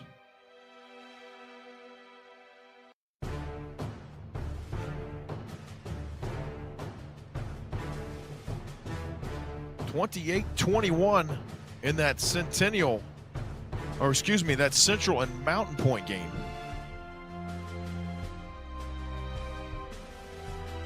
Let's get you in there right quick and take a look at some of that action as Central has the football now. From their own 40 now, 3rd down and 10 upcoming here for Cam Allen and the Bobcats. And now movement up front early. As you saw the body language there from Allen. False start is the early indication. Almost a minute remaining there in the third quarter. That one definitely turning out to be one of the games of the night between Mountain Point and Central.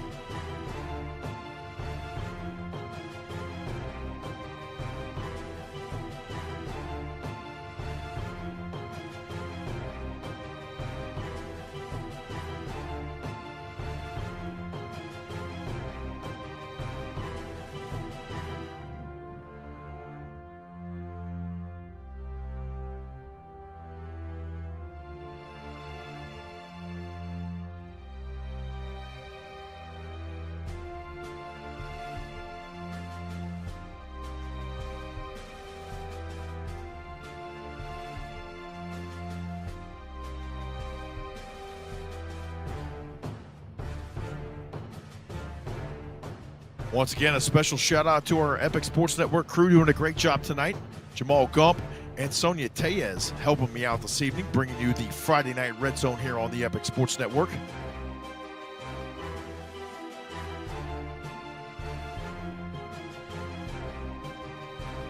Enoch Watson and the ALA Queen Creek Patriots trying to put things away out there in the East Valley.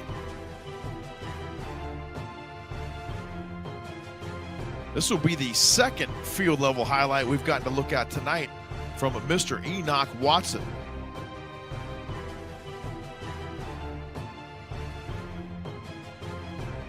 So it's a good time to step in and take a look at that highlight here for you, field level on the Friday Night Red Zone.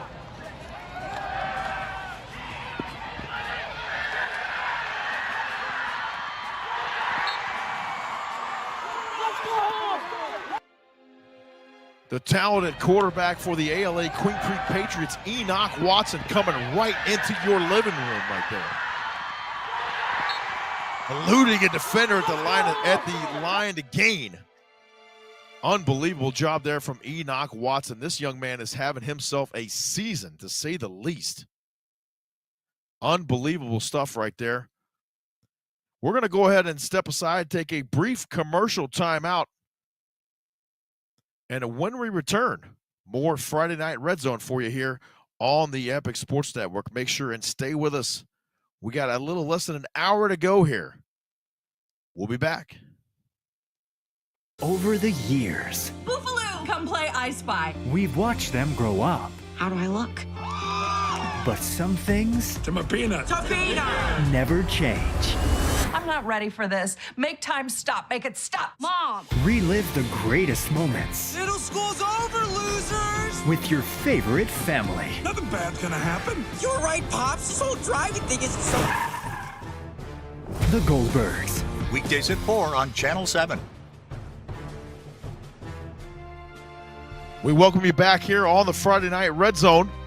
We're about ready to check in out at Hamilton High School with Mr. Brett Quintine, who's joining us from the Desert Vista and Hamilton game. Brett, give us an update. What's going on out there at Hamilton High School this evening? Well, James, as we said, it was running clock, and it is under 11 minutes and counting, 56-7. The Huskies have the lead. And yeah, it's been blowout city from start to finish.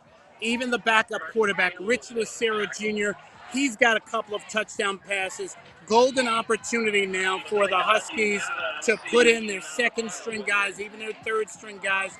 A lot of guys are getting run. A lot of guys are catching some passes. Things are very, very rosy for the home team right now. Sounds like the Huskies are in command out there in Chandler right now, Brett. Are there any weak leaks with this team, or are they just really solid in all three phases? They are. They actually even recovered an onside kick. They wanted to keep their special teams sharp, and shortly after the onside kick that the Huskies recovered, they punched it in defensively. Yeah, they've gotten a pick six, and Beckenham with 5 touchdown passes. Yeah, this is a team that truly has had its way tonight. And yeah, like you said, James, they are clicking on all three facets.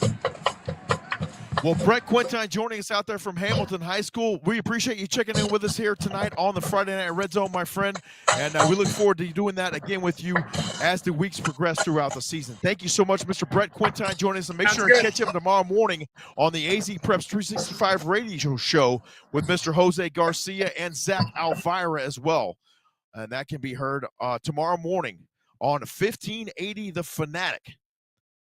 Back to the quad view we go here, and once again, special thanks to Mr. Brett Quintine for joining us tonight on the Friday Night Red Zone, checking in with us twice out there from the far East Valley out there in Chandler.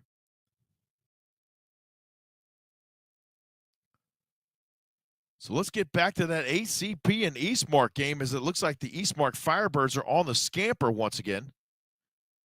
And we'll let this game play out and get you some more field-level highlights here on the Friday Night Red Zone. Stay with us. We've got about 45 more minutes of football for you here on a Friday night. And a timeout is going to be called by the Knights.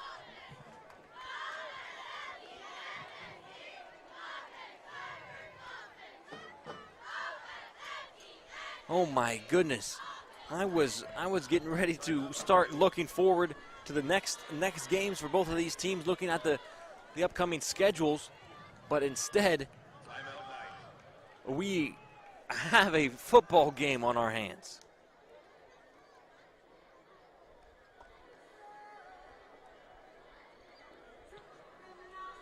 So we're going to try to live right here in this double view for you here, folks, as we got two really good games 16 to left wrap up in this this Friday ball night. game. Arizona High School football, September the 15th, Eastmark with possession of the 2023. football in ACP territory at the 44-yard line. And just a quick little fun fact, I like to do an NFL, what happened today in football history.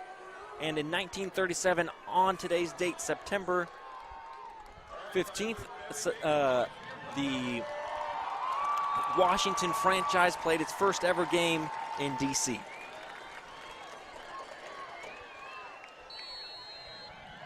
And Gesner and Samples in the backfield. Gesner, quick throw, quick out route, complete and out of bounds is Max Cano. 1st and 10 from the 36 now. That only took 5 seconds off the clock.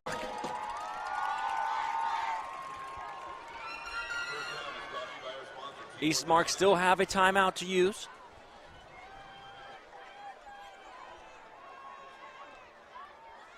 Gesner looking to his right side this time. Avoids the pressure, steps up, past the line of scrimmage, gets down at the 29-yard line. He's rushing his team to get back to the line of scrimmage. Under a minute left now. 2nd and 4. Gesner, quick throw to the right side, complete. Makes a man miss. Still going and gets out of bounds in the red zone. That was Colin Minar on the reception.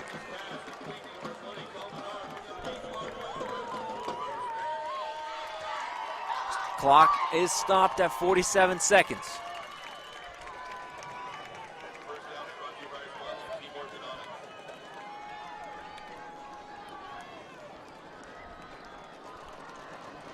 Gesner, another quick out route. This one is complete as well and out of bounds. Colin Minar on the reception.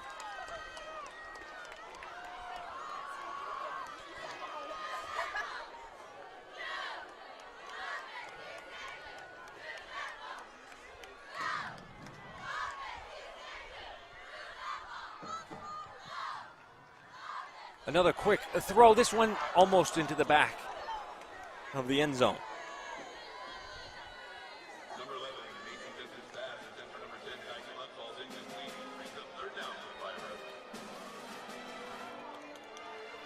So in at quarterback is Mason Jensen, who's been throwing a couple of these passes.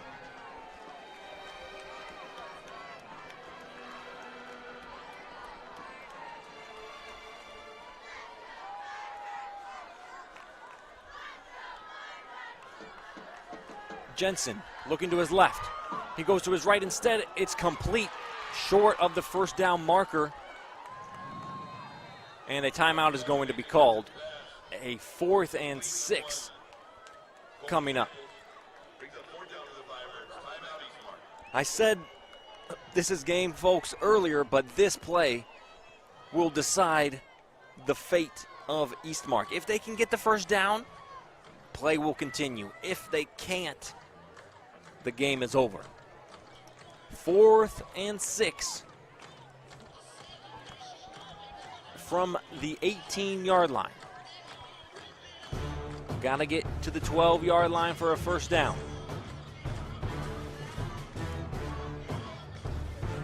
Eastmark still trail by a touchdown.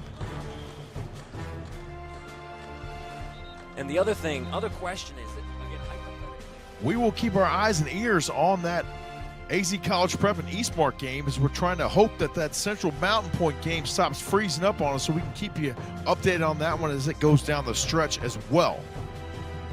And converted on their only 2-point attempt. I'll leave you with that. But until then, Eastmark have to pick up this first down. Mason Jensen at quarterback. He gets the snap. Looking across the middle, steps up in the pocket. He has his running back. Samples gets the first down and goes through the tackler before being brought down at the 6. Clock does stop at 25. Until the ball is put down, now the clock starts. And it's a spike by Mason Jensen. Mason Jensen has been fantastic on this drive, throwing the football. Now he goes to the sideline, get some instructions from his coaching staff. 23 seconds left.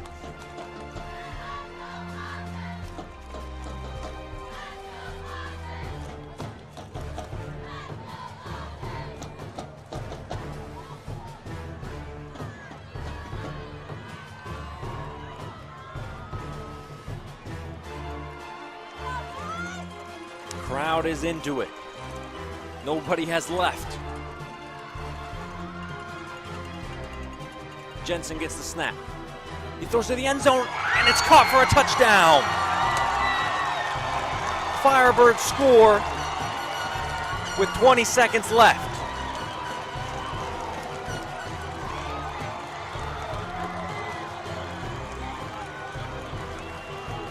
Max Cano with the receiving touchdown at a crucial point in the game. And it looks like Smart will indeed go for 2. They're bringing out the big guy, Ramar Williams, who has done pretty much it all for Eastmark tonight. Can he get into the end zone? Williams, and he's in. They raise his hands. He's in. Ramar Williams has won the game for Eastmark. Ramar Williams, 2 touchdowns and 2 two-point conversions, gives Eastmark the lead. 22-21. Out of nowhere. It seemed like Eastmark was out of this game when ACP had the ball with 1.5 minutes left.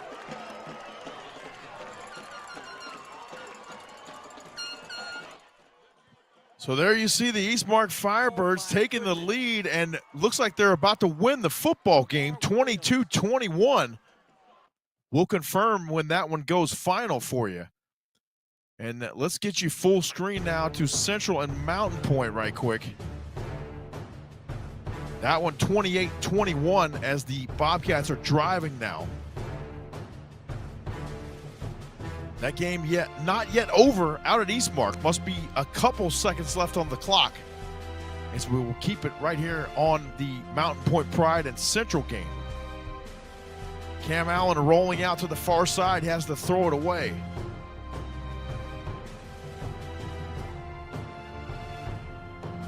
So let's get you the double look right here on both these games, as Eastmark maybe just a couple seconds away from icing the victory.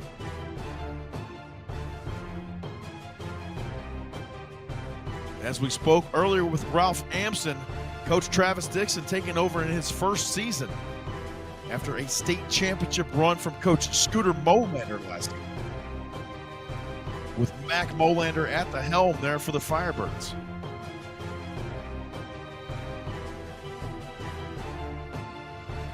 And unfortunately, it looks like things are freezing up once again over there. Higley and Desert Edge, we got ourselves a play here. Let's get to it.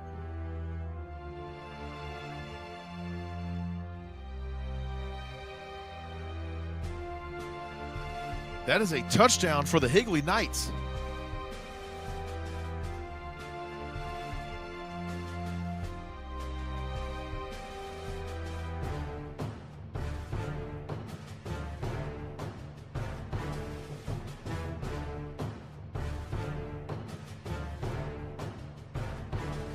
So they'll go ahead and attempt looks like they're going to attempt a PAT or maybe a little swinging gate. They're going to go for it. Can't tell if they were able to complete that or not. 22-21 now at the bottom right of your screen. Eastmark and Arizona College Prep just about wrapped up there on the old GM Proving Grounds out there in East Mesa. Nice catch there, but a nice close as well on defense there by Eastmark.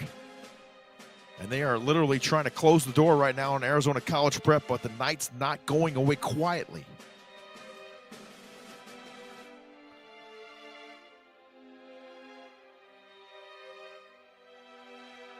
So back in full screen now out to Goodyear and Desert Edge. Whoops. 32-26 now. That one a ball game. A 6-point deficit in the fourth quarter. So we got some good, exciting action as we come down the stretch for you here on the Friday Night Red Zone. Back into that double view really quick.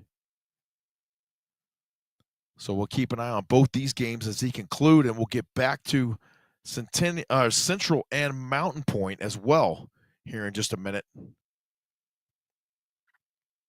That one with under 5 minutes remaining in the fourth.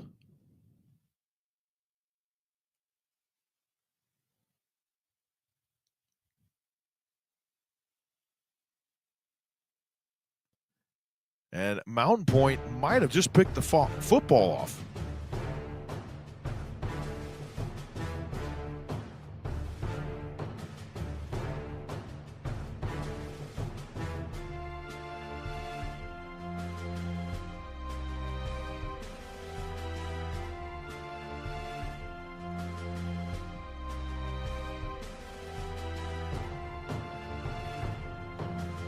The Eastmark Firebirds look like they got a turnover, and they might have captured the victory. Let's get you out there right now on the Neighborhood Sports Network.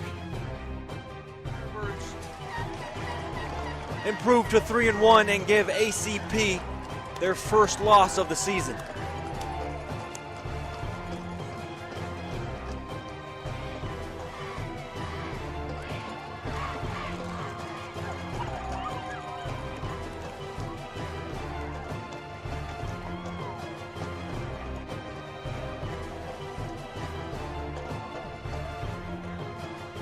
What a game out there. We'll step aside East Valley as Eastmark captures the 1-point victory over the visiting Arizona College Prep Knights under the direction of Coach Myron Bluford. And as you heard there, the Knights suffering their first loss of the season.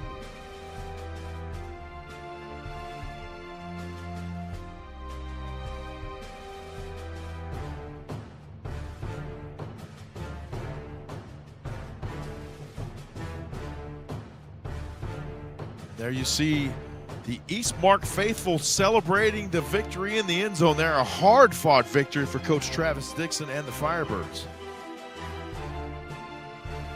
We were out there a couple short weeks ago for some girls flag football between the Ben Franklin Chargers and the Eastmark Firebirds. And Eastmark coming out and taking care of business that evening under the direction of Coach Nick Garces, who does a great job out there for the Lady Firebirds. He's also the linebackers coach over at Red Mountain High School. There you see Eastmark celebrating the victory. Now let's get you out to the Mountain Point Pride and the Central Bobcats as this game gets ready to wrap up.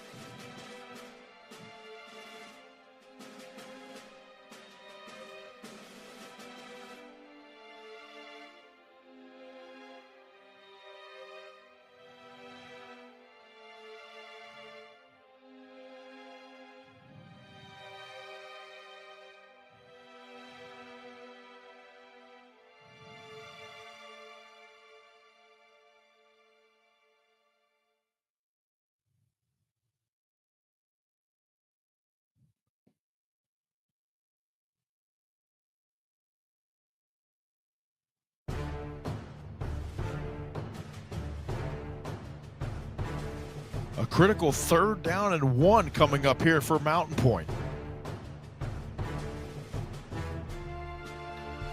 As Mr. Amston mentioned when we visited with him about an hour ago now, this will be a completely different Mountain Point Pride team in about 2 more weeks.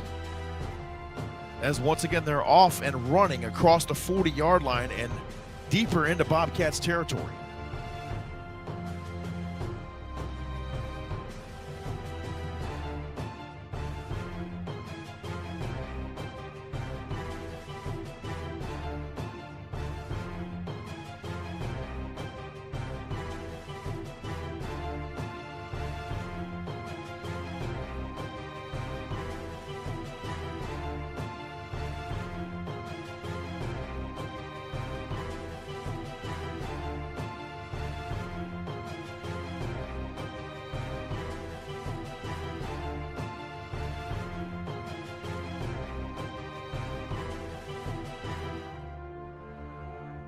So we're going to get you a double look here as we wait for that Mountain Point game to clear up there.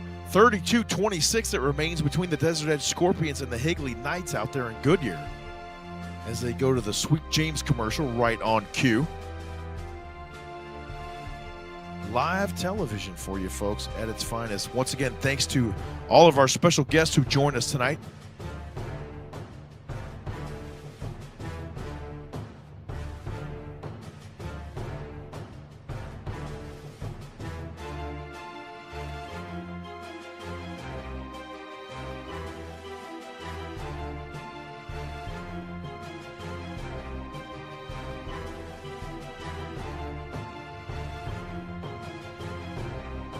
Two minutes and 30 seconds or so remaining down in Miami, or I should say up in Miami, as the Vandals go on top now 15-6 over the Globe Tigers. 2 minutes and 36 seconds remaining in that ball game.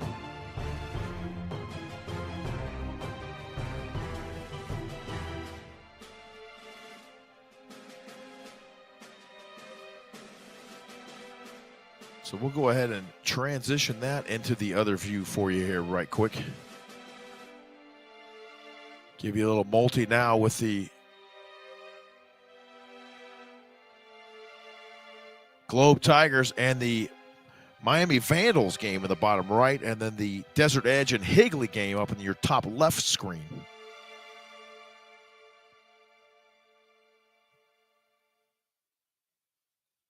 Special shout out as well to Mr. Kyle Morgan joining us tonight from Catapult Sports. He's out there at that Desert Edge, or excuse me, the Mountain Point and Central game.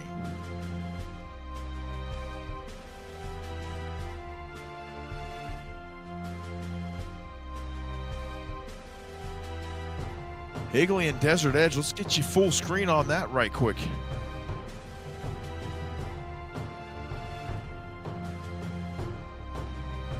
We're going to go ahead and turn up the audio. We'll keep it on this Globe and Miami game really quick.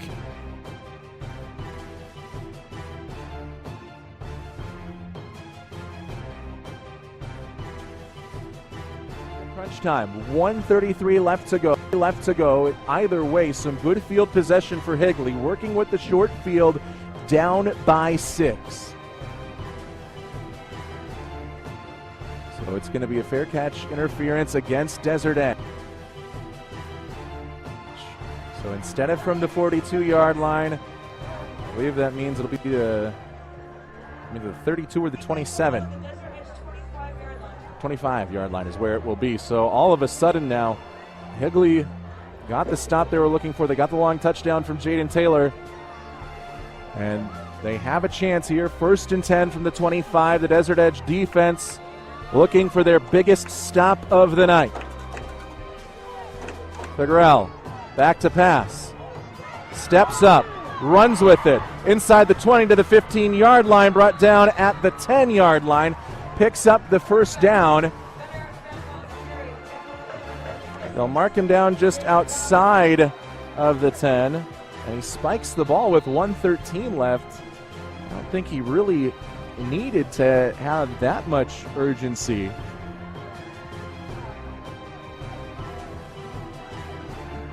Now you've burned a play even though you had plenty of time with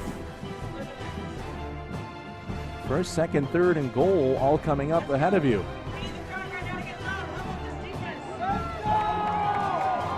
So we'll see if that comes back to bite Higley. Stepping up again. C. Parks in front of him. Gunnar Fagrell into the end zone for the touchdown. Oh my, we're tied at 32.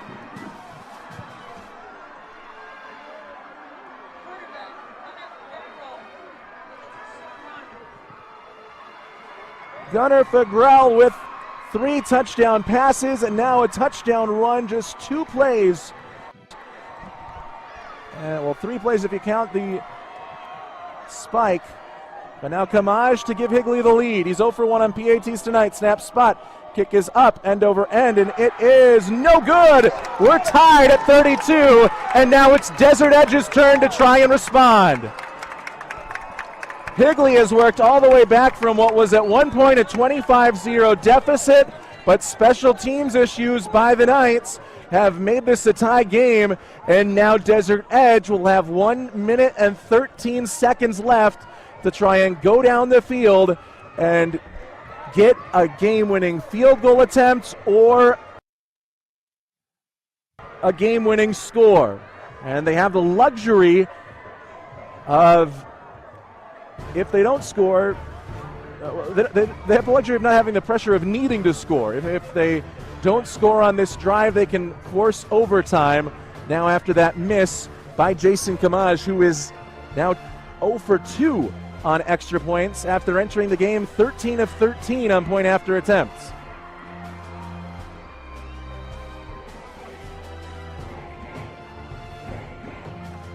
What a game, what a comeback.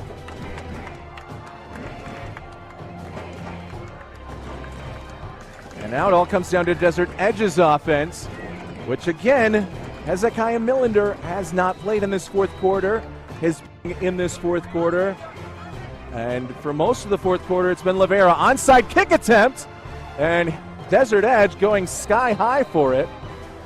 We'll bring it in at the 45-yard line. So Higley was trying to get the ball back on an onside kick and take matters into their own hands, but now they've given Desert Edge pretty good field position at the 45-yard line. They don't have any timeouts left. I mean, if I'm Higley, I gotta be honest, I think you gotta play for overtime, knowing the quarterback injuries that have affected Desert Edge. I think you trust your defense, but they didn't right there, and now the Scorpions have a very good chance of getting this ball in position to try and win the game. But it all comes down to what Darius Livera is able or isn't able to do. Livera had the touchdown catch that started off Desert Edge's scoring their initial 25-0 run to open the game. But now he's had to come in and be a Wildcat quarterback. High snap, Gibson will try to run around the right side. Mappa will bring him down, and then no whistle being blown. Finally, they will blow the whistle. Andre Gibson, no game there. Nobody has any timeouts left. So, I mean, if you're Desert Edge after that loss, you might just consider kneeling it after a 5-6 yard loss. They're not going to show much urgency. At least, I guess, run one more play and see if you can get some positive yards and then go from there. But last 2 drives, the first down plays have combined for a loss of 25. 20 on the first one, 20 on the previous first down of the previous drive, and then -5 on the first down of this drive. Running game, not towards the original line of scrimmage, though, and with 15 seconds left, the teams will be content to go to overtime. Tied at 32. What a game here in the West Valley. It is the 12 News Game of the Week. Free football here presented by SweetJames.com. If you've been hurt in an accident, who you choose to... So there you have it, folks. They are going to overtime out in Goodyear as the Desert Edge Scorpions and the Higley Knights are knotted at 23 apiece. So we'll get you back out to that game here in just a moment. It's gone final out at Mountain Point. The pride of Mountain Point High School win over the Central Bobcats 28-21.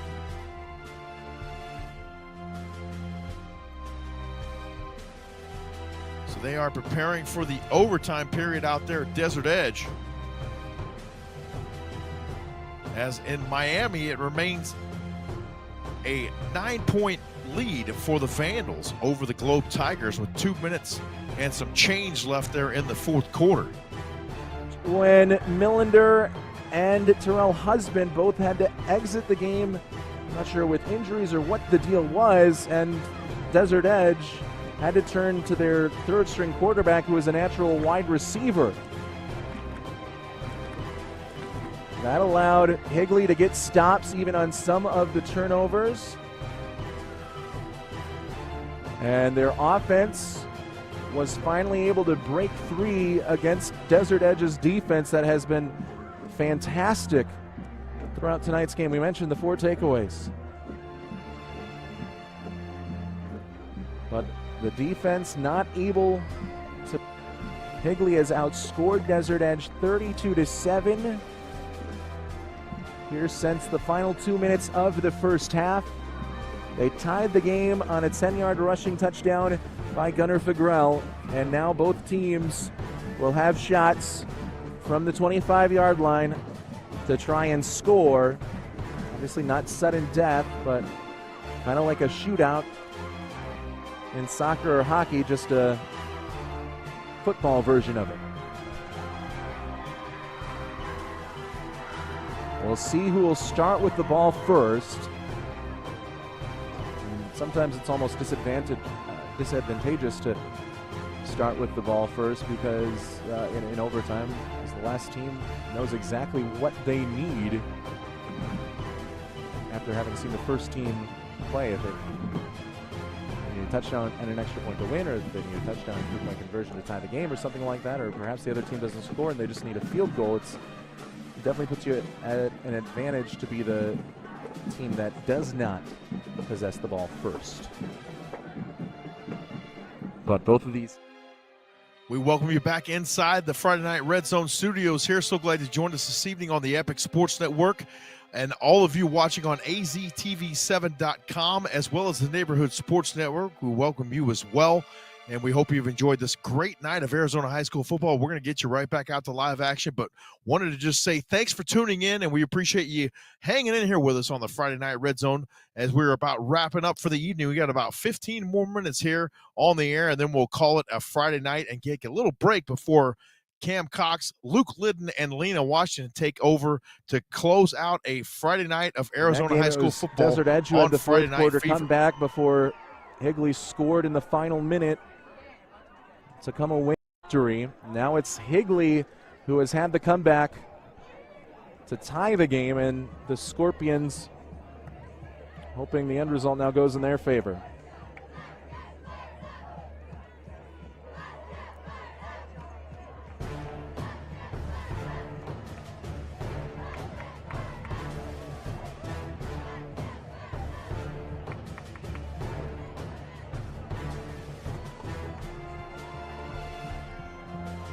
All right.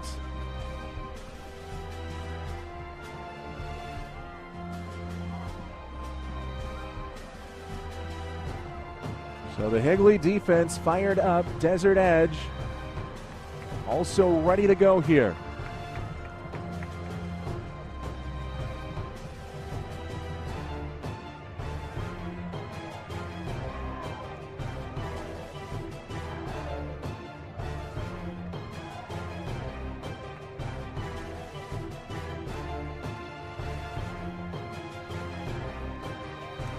College they spotted at the 25, but in high school they spotted, I forgot about this, they spotted at the 10-yard line. So you basically get a first and goal situation to try and score. Of course, also untimed, timeouts, not really necessary to stop the clock or whatnot, but you take turns from the 10-yard line trying to complete possessions with scores, and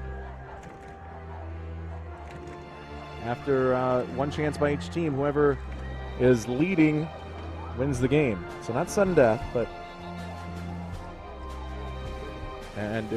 if it's a tie game, Afterwards, of course, you go into double overtime. So first and goal from the 10 is where this one will start out. Not 25 like I had mentioned, not 25 like it is in college. It's from the 10 here at the high school level. And again, it's going to be Darius Rivera coming out for Desert Edge, who possesses the ball first. He'll go from the pistol set. He has Ariane Thomas behind him. Rivera will throw, fade route, end zone, incomplete. Good coverage by Mappa as they tried to hit Deshaun Warner on the fade route. Just use his big body to go up and try to box out the Higley defender, but some good coverage there prevented Deshaun Warner from getting to the inside, and now he's heading to the sideline to get ready for a defensive set, potentially. So 2nd and 10 now.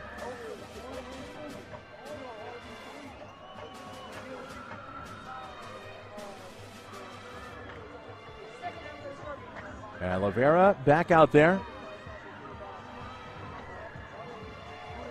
Ariane Thomas flanks his quarterback in the pistol set. Tight end in on the right side. Thomas gets the call, and Higley there to knife him down immediately.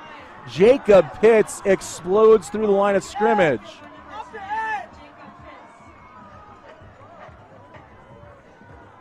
And Pitts, who has been the leading tackler this season for Higley, him and Boston Tilton entering tonight's game with tied for the team lead with 30 tackles, comes in and makes his 2nd tackle for loss of the night and his 7th on the season. And now 3rd and long, 3rd and goal, but also 3rd and long from the 14-yard line.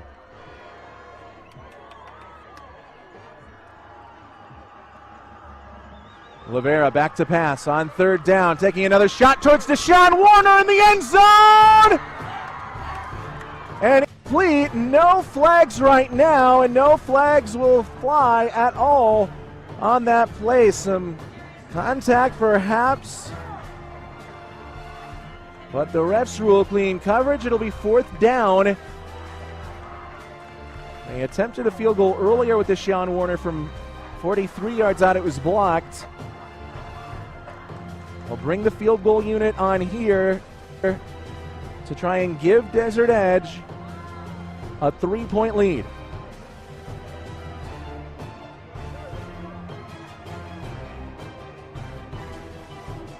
This one will be from about 30 yards. Warner 0 for 1 this season on true field goal attempts, not including the PATs. And now a penalty flag. And a delay of game against Desert Edge will instead make this a 35-yard field goal instead of a 30-yarder. So a bit more difficult. Congratulations to the Miami Vandals. They get the win 15-6 over the Globe Tigers. There you see the trophy on display there. As we get you back now out to Higley at Desert Edge for the field goal attempt. Snap, spot, kick is up, and this one is blocked. Warner picks it up, trying to get towards the end zone. He'll be gang tackled at the 20. Ball's on the ground right now. Higley's running the other way. Whistles are blowing, so this would not count.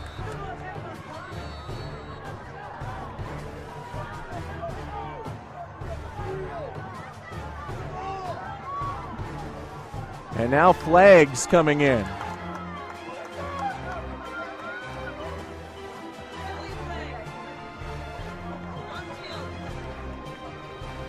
Warner's had 2 field goals blocked tonight and now up a bit limp, but we'll see what the flag was after the play ended.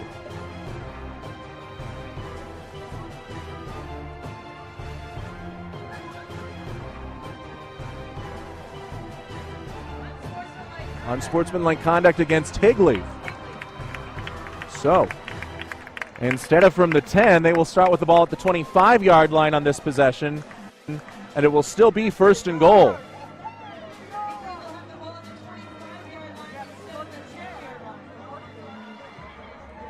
So 1st and goal from the 25 for Higley. If they score, they win the game, and they complete a miraculous You saw Scottsdale Christian Academy getting back into the ball game there. 23-12 now, 2.5 minutes remaining in the fourth. They're still down to Valley Christian. Dax Hall up the middle to the 20-yard line, breaks the tackle inside the 10 he goes, so he gains the penalty yardage back and gets to the 8-yard line. So second down now and goal from the 10. Fagrell, Dax Hall again. Hall trying to bounce it to the outside. Deshaun Warner making a stop along with a couple of other orange Scorpion jerseys. And now third down and goal coming for Higley. Daxon Hall, a Grand Canyon State Gridiron Club Ed Doherty Award medallion winner this week. Fagrell. He's going to run with it, maybe. Keeps his eyes downfield, fires towards the end zone, towards the goal line, incomplete. For a diving receiver, trying to hit Gatling Drake Walton, and it's fourth down. Now, the field goal unit has not been great for Higley tonight. They've missed 2 extra points, has Jason Kamaj, but they're out tonight in overtime to attempt the game-winning field goal. Deshaun Warner had his blocked. Kamaj is 0 for 2 on extra points. Jaden Taylor will hold. And this one will be from 25 yards out.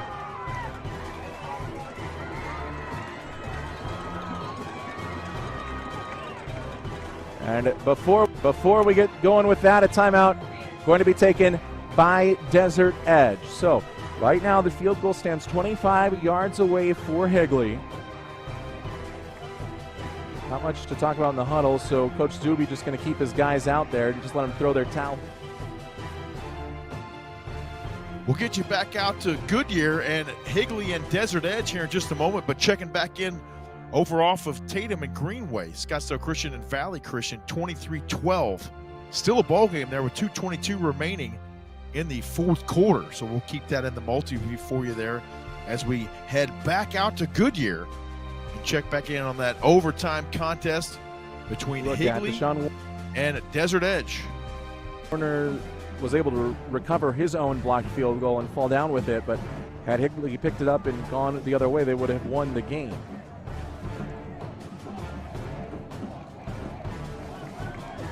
A 25-yard field goal for Jason Kamaj.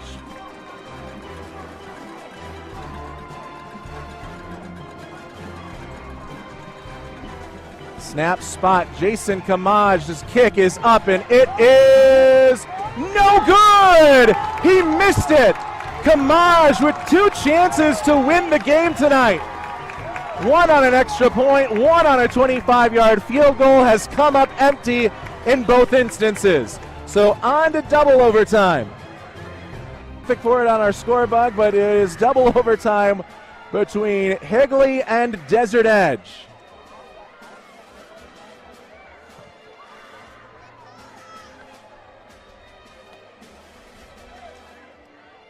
Higley and Desert Edge heading to double overtime now, taking us into the wee hours of the evening here on the Friday Night Red Zone. We got about 11 more minutes to go here, but the best part of this, we can stay with you as long as necessary, and we will definitely not be off the air, at least until this Higley and Desert Edge game is over and done with.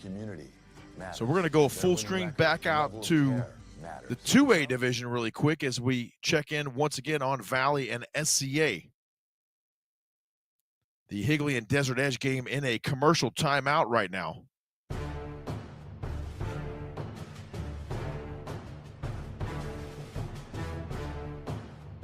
A minute and a half remaining there. SCA is going to need a defensive miracle here to get some sort of turnover as the clock continues to wind with almost a minute to go in the fourth.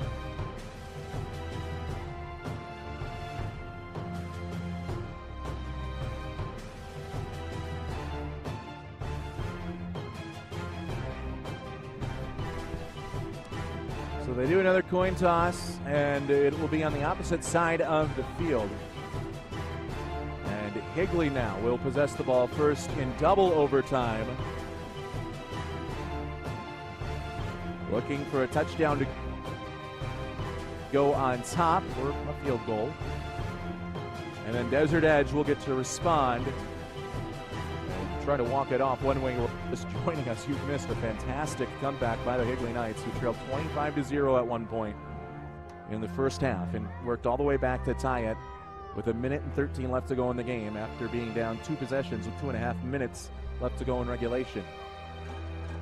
3 receivers on the near side for Figueroa, who has 3 touchdowns, also 3 interceptions, a fumble, but also a touchdown. Dax Hall runs right side. Hall scoots through the hole and gets it for a couple of yards.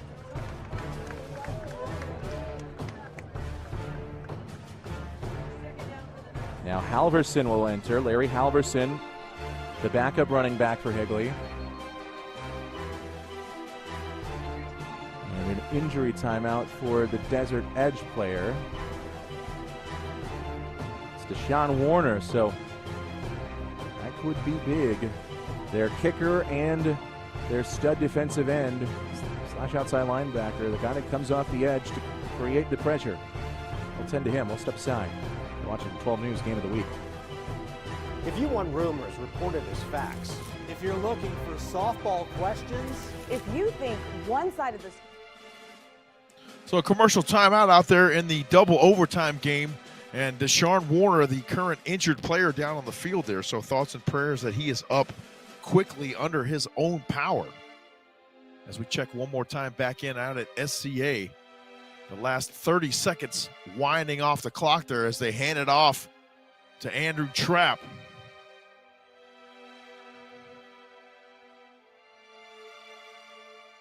(23-12) as looks like that one is going to end shortly there, as the Eagles appear to be out of timeouts as the last 5 seconds will run off the clock.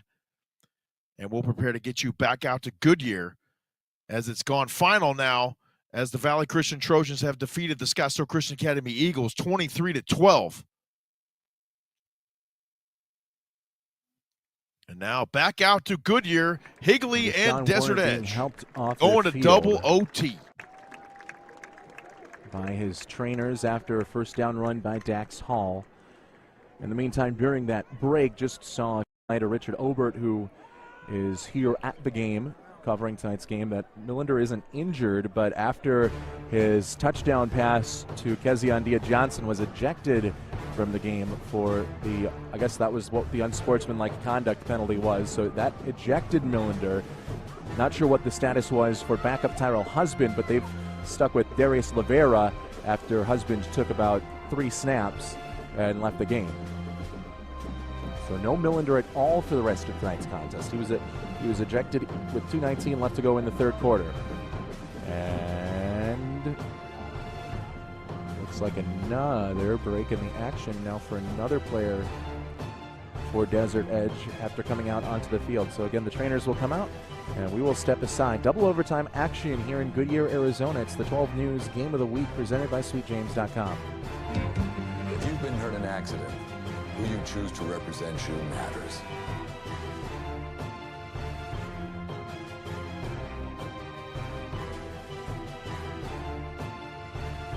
My apologies, folks, as the game appears to not quite be over yet there between SCA and Valley Christian. It looks like they're now just inside the fourth quarter.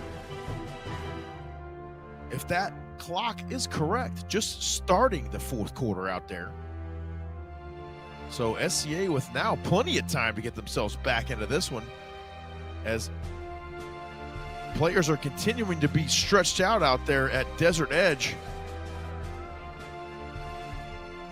And we'll wait for that game to officially resume. So we'll get you back out full screen now to SCA and Valley, just inside the fourth quarter now. My mistake, I thought that game was about winding up. 3-by-1 on the outside now for Jack Atkinson. Swings it out in near the hash marks. It's complete across the 45-yard line now. Once again, SCA on the march here. Player down momentarily there for Valley. a double overtime contest out there in Goodyear, as they are now back from the commercial break. So we're going to go full screen back out there to Desert Edge and Goodyear.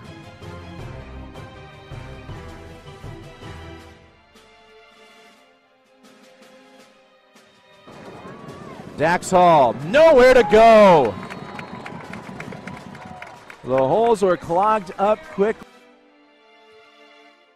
Ayad Self and Jalen Dawson, among a host of other Scorpions, to make the stop now, and it's third down for Higley. Larry Halverson is the back. Figueroa sends Hall in motion as a receiver.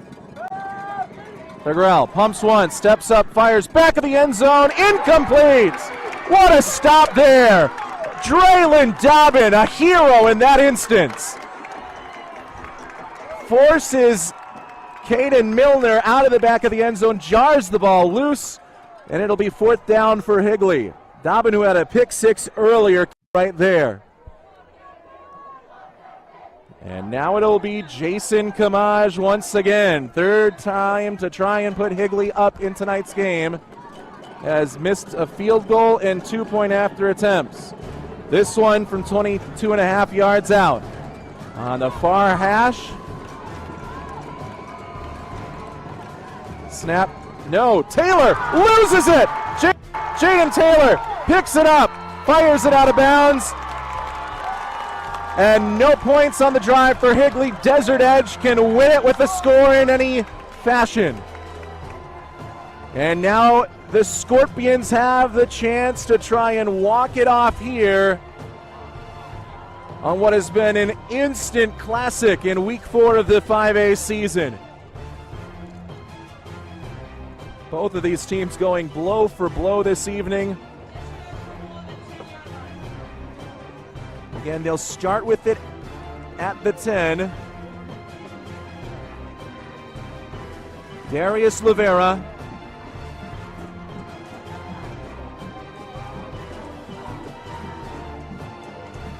Leads his team out.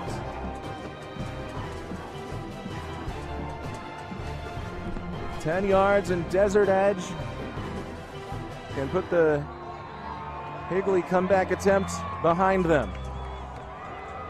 Gibson is the back. Andre Gibson knifes through the right side, tries to cut it back inside the 5, still fighting for extra yards. He gets down to the 4, so a good first down effort there from Andre Gibson.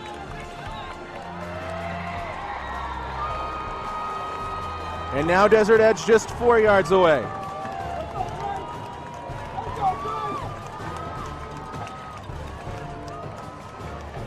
Lavera, Gibson's way. Gibson bounces off a tackler, and he is in for the score. Desert Edge wins on a walk-off touchdown run by Andre Gibson.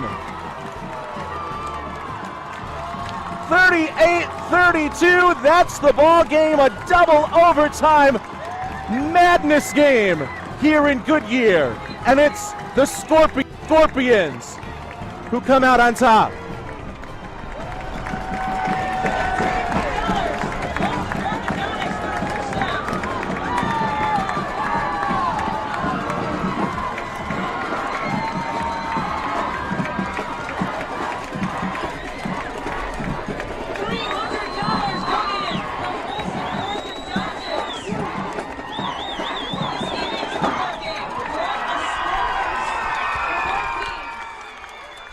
Well, congratulations to Mark and Marcus Carter, the Carter brothers out there at Desert Edge High School in Goodyear, getting things done against the Higley Knights in a hard-fought game.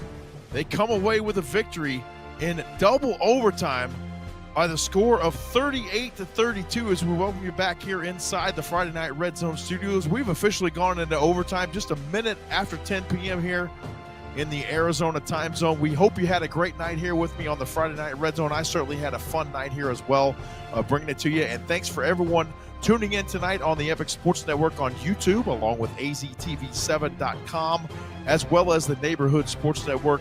And how about a great way to end it with a double overtime finish out there at Desert Edge. The Scorpions getting the victory 38-32 tonight over the Higley Knights. For my talented Epic Sports Network crew, Miss Sonia Tellez and Mr. Jamal Gump helping me out tonight, I am James Poovey saying so long. Hope you have a great rest of your weekend, and we will see you right back here next Friday night on the Friday Night Red Zone. Hope you have a great evening, and hope you have a great rest of your football weekend with some great college and NFL games coming up on Saturday, Sunday, and Monday. Have a great weekend, everybody, and we will talk to you again next week.